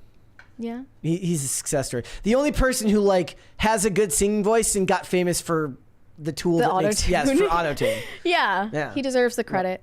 All right. Let's finish up these super chats. And we will hang out until 5 o'clock. This is not the account you're looking for, said happy birthday, Bert. Thank you. Incognito CH said, I don't know if I'm going to say this right, Straton Rodenden. Brett. I'm trying to I don't find know what it that up here. means. I'm scrolling up to find the super chats here. We're way behind. No Diggity said happy birthday, Burnt. Well, thank you. Nicholas Wilson said happy birthday, Brett. Best of wishes. Hi, Mary. Hello. Thank you. Shane H. Wilder said Mountain Dew was created in 1940 as a mixer for whiskey, specifically Highland Scotch. That is disgusting. Seem good to mix with whiskey? Sounds absolutely I abhorrent. mean, wouldn't you usually mix like a dark soda, like a cola, with whiskey if you're gonna mix it at all? Yeah, or not. Or just don't. No. I don't think we're gonna get to 38 crisis parties today, but I do challenge everyone to get to 8. 10. 8. Let's get to 10. Let's get there. No Diggity said for the Mary Morgan in Minnesota fund, go to the candy store. Never been? It's a lot of fun. We're gonna go back. So there's like they have a whole section dedicated to like Lay's chips from other countries. Like, honestly, most of them aren't worth it. Yeah, I mean, and also there was like I posted pictures of it. There was like life-size Hulkbuster, life-size Thanos, where it's like 10 Made feet tall. of candy? No. It's just a huge action figure. There's also this nonsensical scene where Thanos is there, and you see Iron Man and Captain America, and then Batman and Superman are just over here. I'm like, what are they doing here? Most people don't know that those are in separate. It's like why are Batman and Superman over here beefing while all of the Avengers are fighting Thanos? They wanted to feel included. Didn't make any sense. Greg Duvier said, Brett, I thought you were from Minnesota. You keep saying soda. If you don't call it by the correct name, you can't call yourself a former Minnesotan. It took a long time, but I got away from saying pop. But it's part of your heritage. I know, right? Why would you forsake that?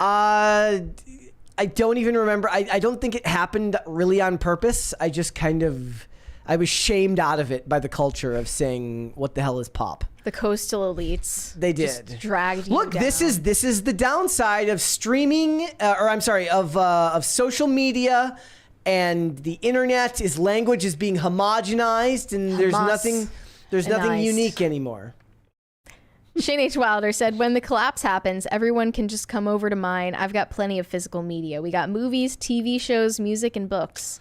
I've got like a fair amount. Is like I mentioned the other day, I rewatched the Miami Vice movie that Michael Mann made in 2006. And I just remember, for some reason, it felt longer, more detailed, and somehow more coherent than I remember it being when I was a kid. I guess not a kid, when I was a young adult when it came. I was an adult by that point. But I had the DVD like when the movie came out. And I was like, is there like a director's cut of it that ended up in this theater? No, it looks like it's the same one. There was a director's cut that came out that had like 7 more minutes of footage.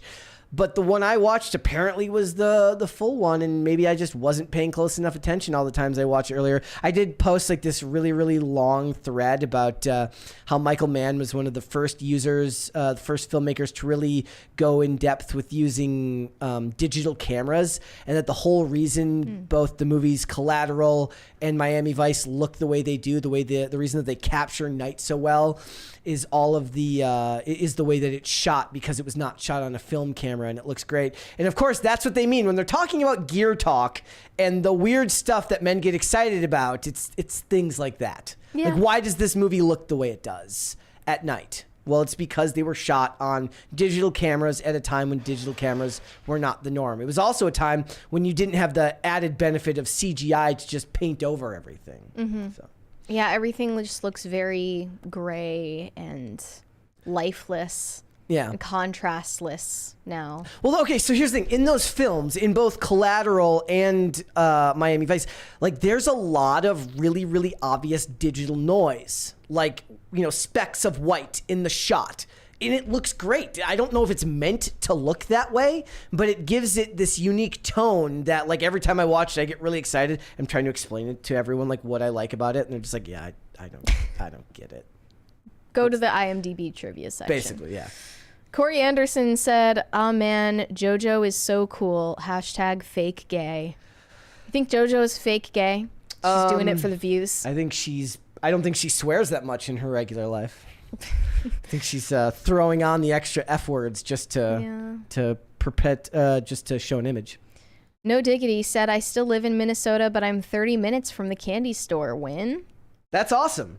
You get to go there whenever you want. That's awesome. It's enormous. It's huge. Pop Culture Junkie said, "I live in Orlando, and I hear many of the competent engineers from Disney are migrating to Universal." Yeah, a lot of people talk about that as well, that they're going over there. But again, like, we didn't have like an article in front of me that is like showing who put this ride together. Are they actually bad? I don't know. Whoever made Tiana's Bayou Adventure. Yes. Speak out now. Quiet Inari said, "My bestie's husband didn't get a top position in the White House because Kamala wanted a black woman to protect her. He was specifically told this by his boss." Crazy that the boss was like, yeah, this is why. Wow. That's crazy. That sounds illegal. Lawsuit, maybe? Shane H. Wilder said, "Wait, did I zone out for a second, or did y'all bring up the death coaster, the roller coaster that pulls enough G's to kill you?" Does that exist? Sounds like a movie that needs to be made. Yeah.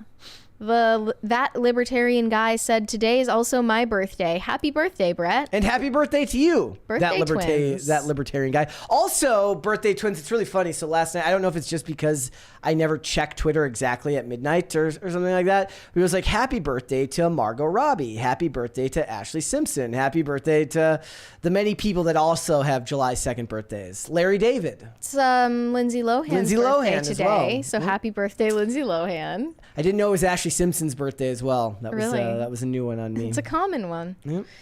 Zach Yandel said, "Happy birthday, Brutus. I'm okay with that one too. And I celebrate your life. Thank you for doing this podcast. God bless you, and Mary too." Thank you. Thank you. Shane H. Wilder said, "Royal Pains, reset the counter." I did it. I did. Here's some July 2nd birthdays. I just thought I would look this up. So yeah, Margot Robbie, Lindsay Lohan, Larry David, Michelle Branch. Didn't know that. Michelle Branch. Who talks about her? I'm sorry, not Ashley Simpson, Ashley Tisdale. Oh, Ashley Tisdale, not Ashley Simpson. Sorry. Lindsay Lohan, Margot Robbie. There was a bunch of them that I saw. Yikes. Those sites that tell you what's up? I just innocently looked up your Florida Man headlines for your birthday. And the first one that comes up is Florida man arrested outside home of 14-year-old girl in Oregon. He was later sentenced to 20 years in prison for producing CP. That's not the Florida man you want on your birthday. No. We have another one. 46-year-old homeless man in Florida with no arms arrested for stabbing a 22-year-old man with scissors using his feet in Miami Beach. I mean, the stabbing part sucks, but at least it's more... Disavow the stabbing part? Yeah. But that's impressive, just logistically speaking. And then Florida man arrested for stealing an alligator from a golf course and attempting to throw it on a roof. He claimed he was teaching it a lesson. That is perfect. That is a perfect Florida man birthday. Here we go. That. Thurgood Marshall, July 2nd, apparently. Okay. 1908. Civil rights activist Medgar Evers. Fashion designer Pierre Cardin. Mm-hmm. Dave Thomas, Wendy's founder. Let's go. Go get some Wendy's. I'm gonna go get some Baconator fries. You can get a free Frosty, right? Yes. That's a thing. I'm totally down. 16-bit mascot said, "Hey guys, I appreciate your show. Happy 4th to all." Thank you. Happy early 4th. Jose Canseco, Saul Rubenik, love him. He's in the show Warehouse. How do you 13. have so many? Jerry Hall. There's a lot of them here. Even more. There's a bunch that I've never heard of. Urashima Otaru said, "Happy birthday, Brett." Thank you. Uncle Yosivan said, "Happy birthday, Plemianic nephew." Okay. Okay. Well, thank you. Sup, my dude said, "Imagine being villainized by Hollywood for promoting self-control and discipline to men. If Carl Jung was alive today, guaranteed he'd be a villain for promoting equanimity and calmness. Jungian evil." Yeah, somehow, like, I can imagine there's, like, some director out there who's going to go on, like, a tirade against the idea of, like, stoicism. Like, stoicism bad because they'll frame it as, like, withholding your emotions, and men need to be able to show their emotions. Mm-hmm. Yeah. Stefan Buttles said, "Donuts don't wear alligator shoes." Well, I didn't know that. Okay. Zach Yandel said, "Man, the copium is a heavy fog in Disney Star Wars." This is true. Absolutely. The Rumbling said, "Damn it, Brett. Don't you know there is a femicide going on in the Congo? Happy birthday, bro. Happy MAGA month to all." Thank you. How can you celebrate your birthday when there is a femicide going on What is this, in the Congo, Brett? What is this super chat here from about Clinton Kane? So there's a did I miss one? There's a $10 one here from Julia Jensen. It says, "Happy birthday, Brett. Taking my kids to Disneyland for the first time. Hope we are safe. LOL. You guys should talk about the Clinton Kane story. It's crazy. A singer caught faking his whole identity." Wow. Maybe we should talk about it. There's Let me look it up. Yeah. See who that is. Clinton Kane. Yeah. Wait. Why did that leave such an impression on you? There's Christian Kane. Clinton Kane is a singer-songwriter signed to Columbia Records. His 2021 singles Chicken Tendies and I Guess I'm in Love reached numbers 88 and 90 respectively on the Billboard Hot 100. Yeah, I don't know. I'm seeing a bunch of headlines about him from the last couple of days. Okay, we'll have to look into that. Brooke Schofield. See, I thought it was about Christian Kane, who's like an actor. No. He's an actor and country singer. No, this says Brooke Schofield has leveled explosive allegations against ex-Clinton Kane. I hope we're talking about the same person. Did we get the Rico Cantrell 40? I didn't see that one. Up here? 20 bones for Brett and 20 for my awesome wife, Victoria Cantrell. I guess I missed that one. It says 20 bones for Brett and 20 for my awesome wife, Victoria Cantrell, and y'all birthdays. Let's go! It must. I think that if it goes through during a crisis party, it might not show up. Yeah, that might be true. Okay. Sup, my dude. You did that one. Yeah, Shane H. Wilder said, "Lots of people think it's easy and quick to make things on the internet, but it takes a lot of practice and time to make things that someone will enjoy." Yeah, like one of the hardest things to explain to people is like just because there's something about the nature of like something that's not a movie, meaning that it's just a guy talking to a camera. It's like saying that making a documentary would be easy, right? Just because you're talking to a camera and it looks like a guy's just following you around. You don't realize how much work goes into it. It's kind of like when we were watching that video with Dane and he was getting really annoyed about the people eating the cookies. And I'm like, well, at least somebody had to make all the digital assets for this. Somebody said that those are TikTok things that they did there. Still, it takes time. We need you to do the review on the cookie. Oh. Do a cookie review for us. And tell us how many booms. Brett is retrieving a cookie. How many booms? How many booms were there? 5. 5 booms. Give us the booms. 5. Boom, boom, boom, boom, boom. Nice. That was good. We don't have the explosion sound effects, but you can imagine them. Okay, Brewmaster Monk said, to be fair, I watch PCC because I think Mary can really relate to a mid-30s out-of-shape blue-collar worker stuck in a dead-end job that just wants to dance. Exactly. Is that you? That's. I just want to dance. I guess I'm really relatable. Shane H. Wilder said, Brett have the best of both worlds and say soda pop. Then again, what do I know? I'm from Texas and we call all soda Coke, regardless of if it is Coke. I always heard That's insane. I always heard that was something they did in the South. Well, yeah. Like what type of Coke do you want? Yeah. 16-bit mascot said, always enjoy the show, guys. Cheers to all. Thank you. Yeah. We appreciate it. Thank you. And Shane H. Wilder said, the death coaster has been designed. I learned of it when researching the Made article I wrote a few months ago. Okay, so there actually is a death coaster. That's crazy. Wait, hold on. And it's like part of the Made program? No, I'm just, when I looked it up, I just saw a week ago, man dies after getting hit by roller coaster at Ohio amusement park. Hate that. What do you mean he was struck by a roller coaster? Like it fell on him? There was That's insane. went by a roller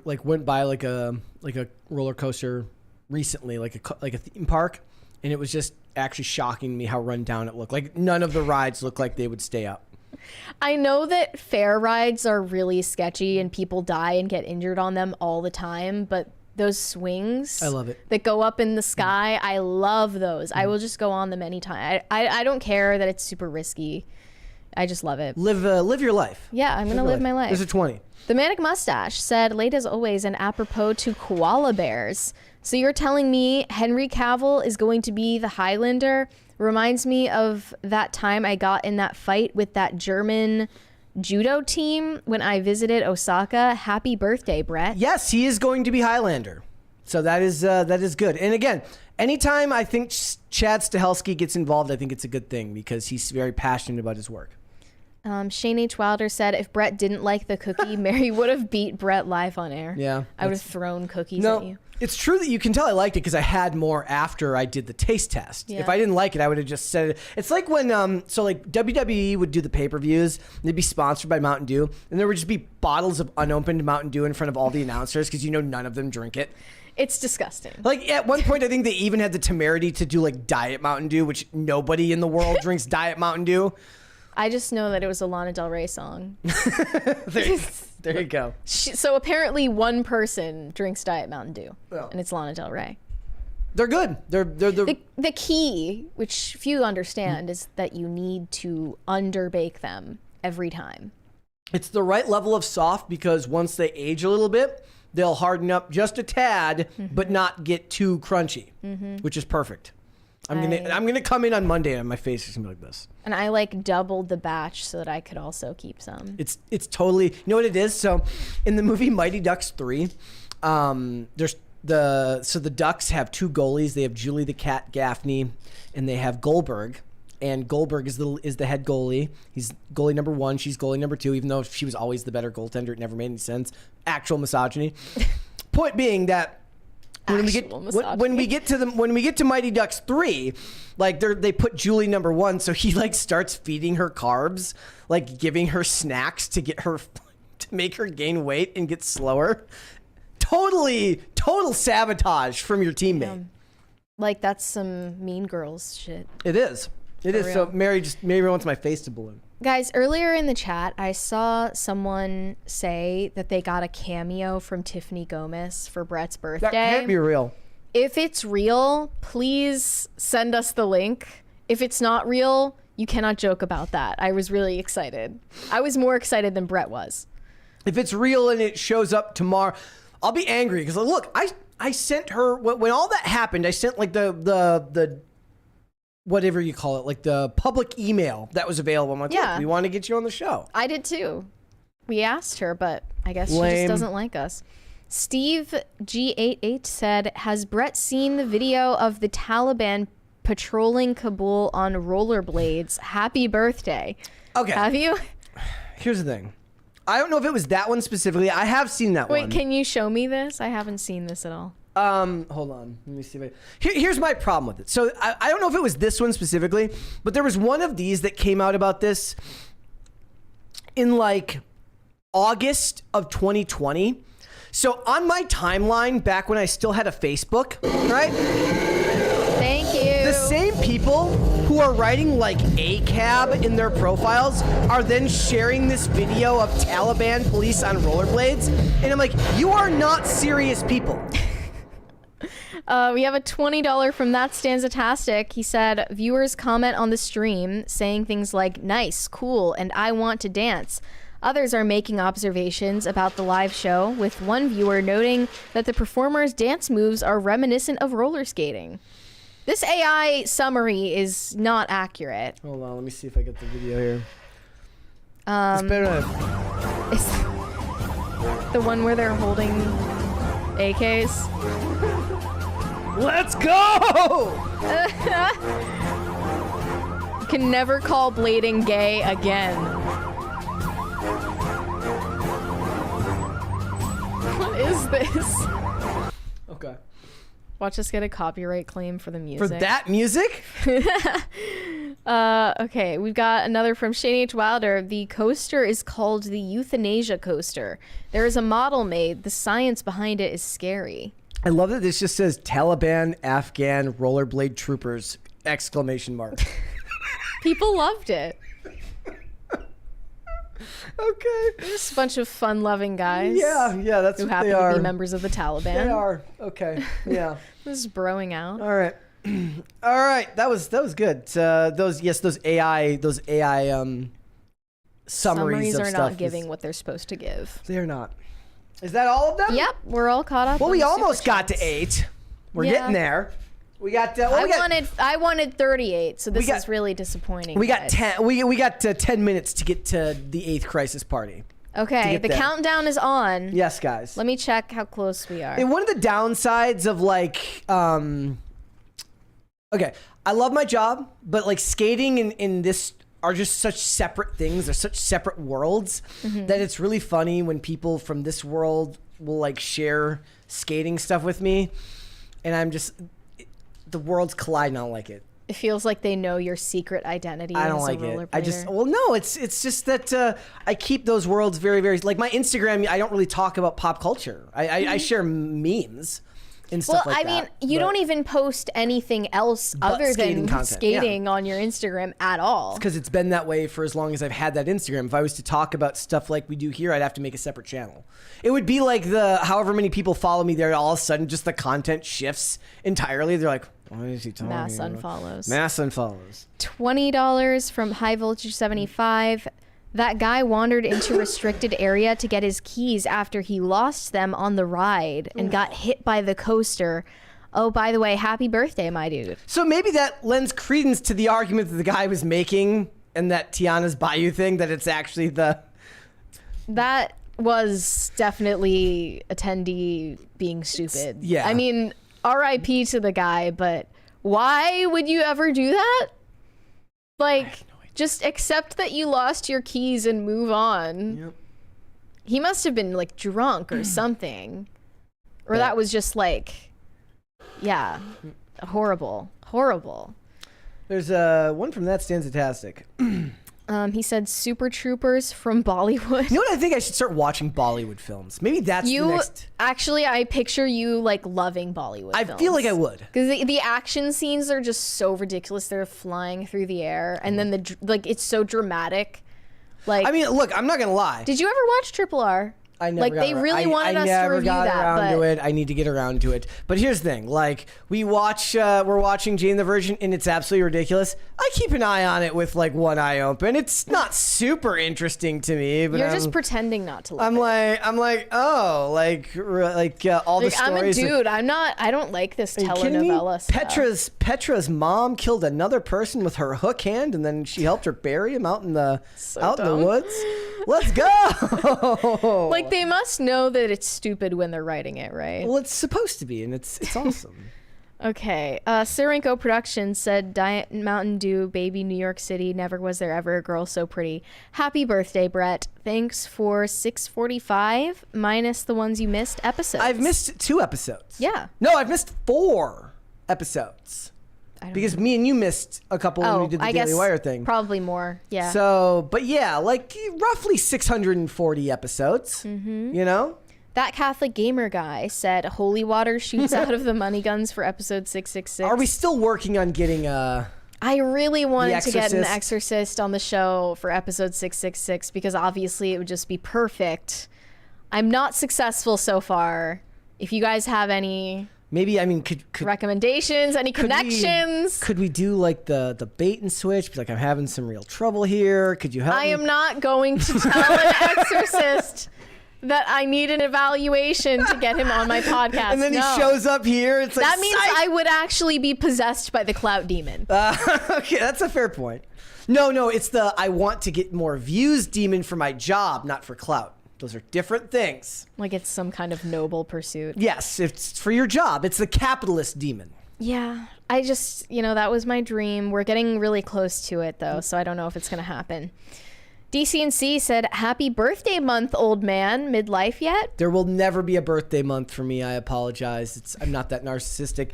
You're not even midlife. I would like to think that I'm going to live longer than like 70. Yeah. I would like to think that. Or live longer than 80. Yeah.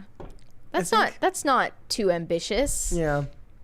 I think you haven't gotten to midlife yet. We're living older these days. I'd like to think I'm going to live past 80. Are you going to download your consciousness? Yes. Into the computer? Yes, I am. I will. Would you actually? Since people are talking about that as a real prospect now, would you actually do it? Only if they can keep my body too. No, that's the point. You would live in the digital ether. So just live online forever? Know. Yeah, you would live in the metaverse. Do I have to download your consciousness to the metaverse and you would live in virtual reality? I feel like right now I say that I would do that, but I feel like the cliche answer is like, no, I wouldn't do that, man. One life to live. I don't fucking know. I don't know. I mean, you don't know what you're missing. Yeah.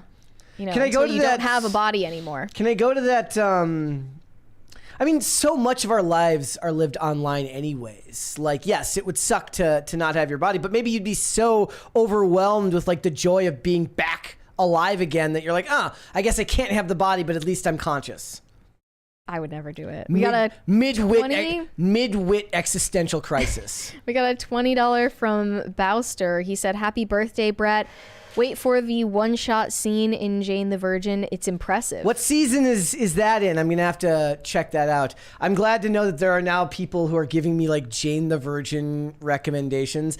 I will say, however, that I did feel a little bit sad with myself that I knew that the moment I saw the lead actor's last name was like Baldani, that I knew who his wife was because she had a different name and then got married, and then it always weirded me out because I would see her on other shows when she had her old last name, which was Foxler, and then she got married. Foxler. That's a good name. Yeah. Well, that was a stage name. I think her last name was like it was actually something. It was like Fuxler. Oh. Not even kidding.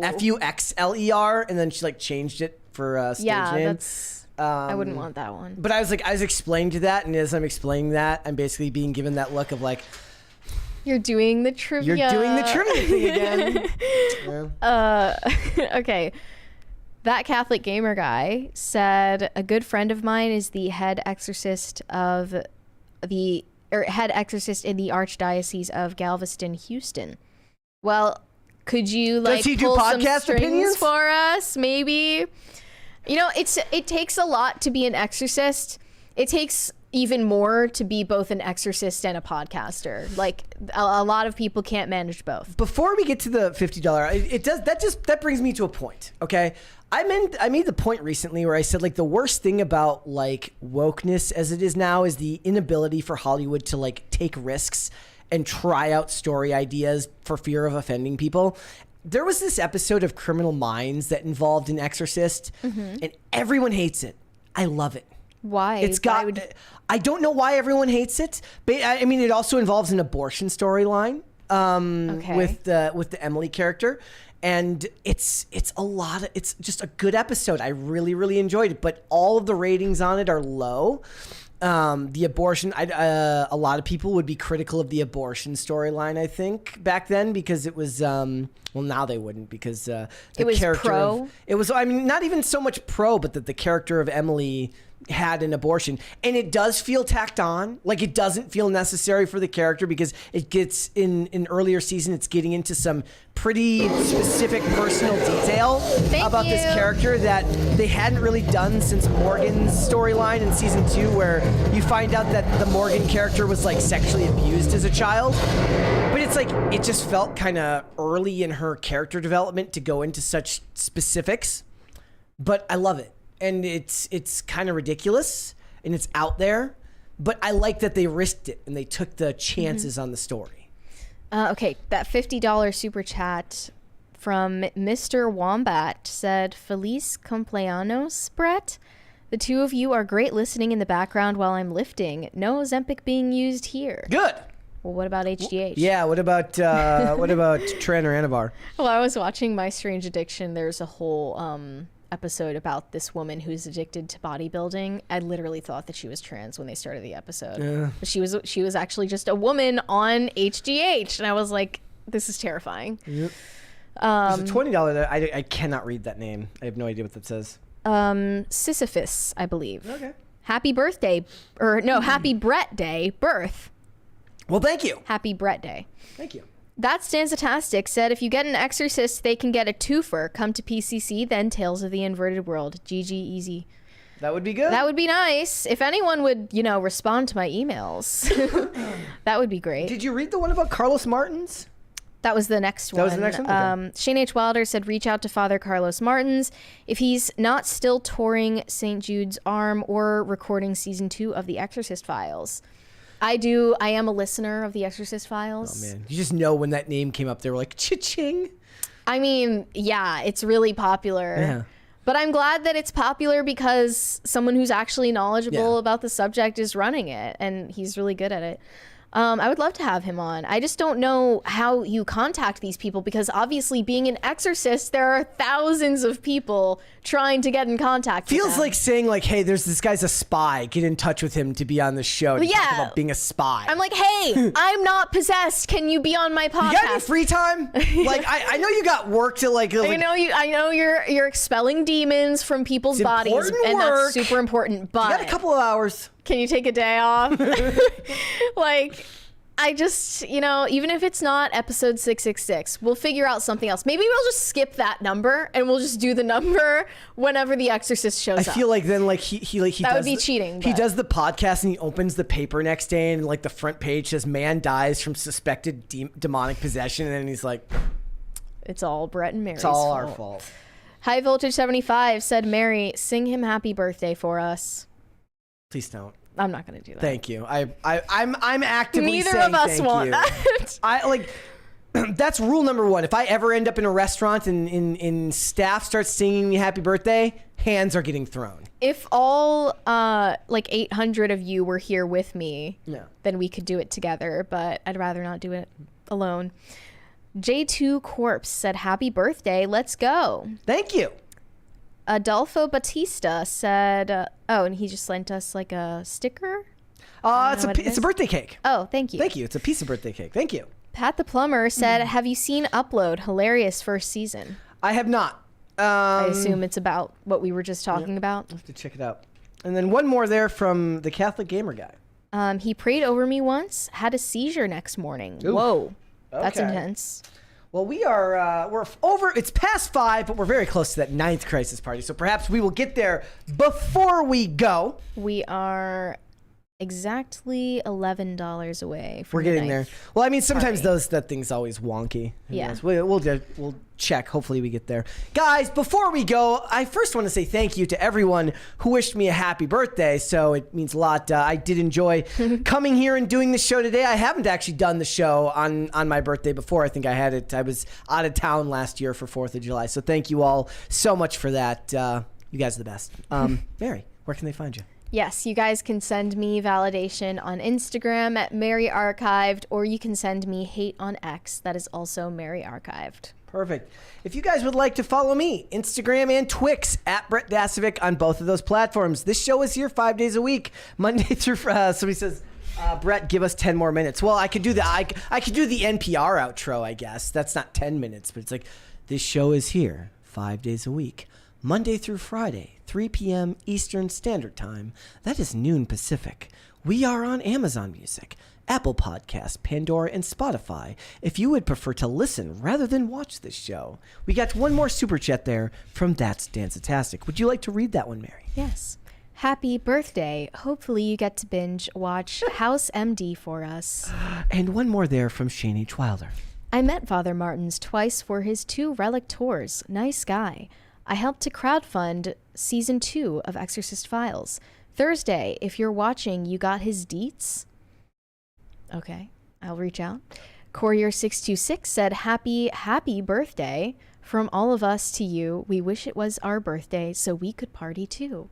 You can party anyway. You don't even need a reason. Username I'm not going to read said, happy B-Day Brute. Thank you.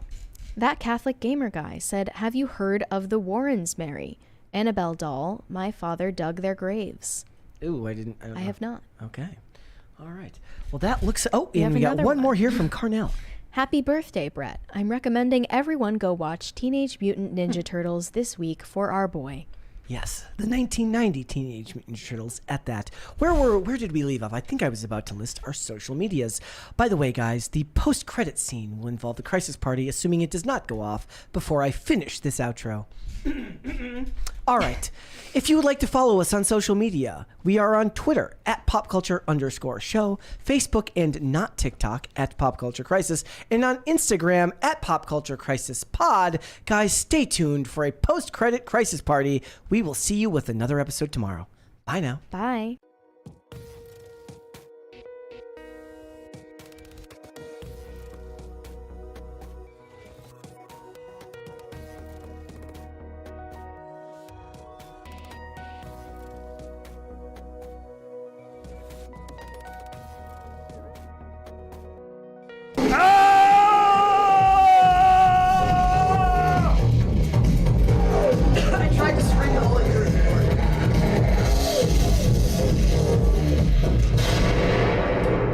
See you tomorrow, guys. Bye.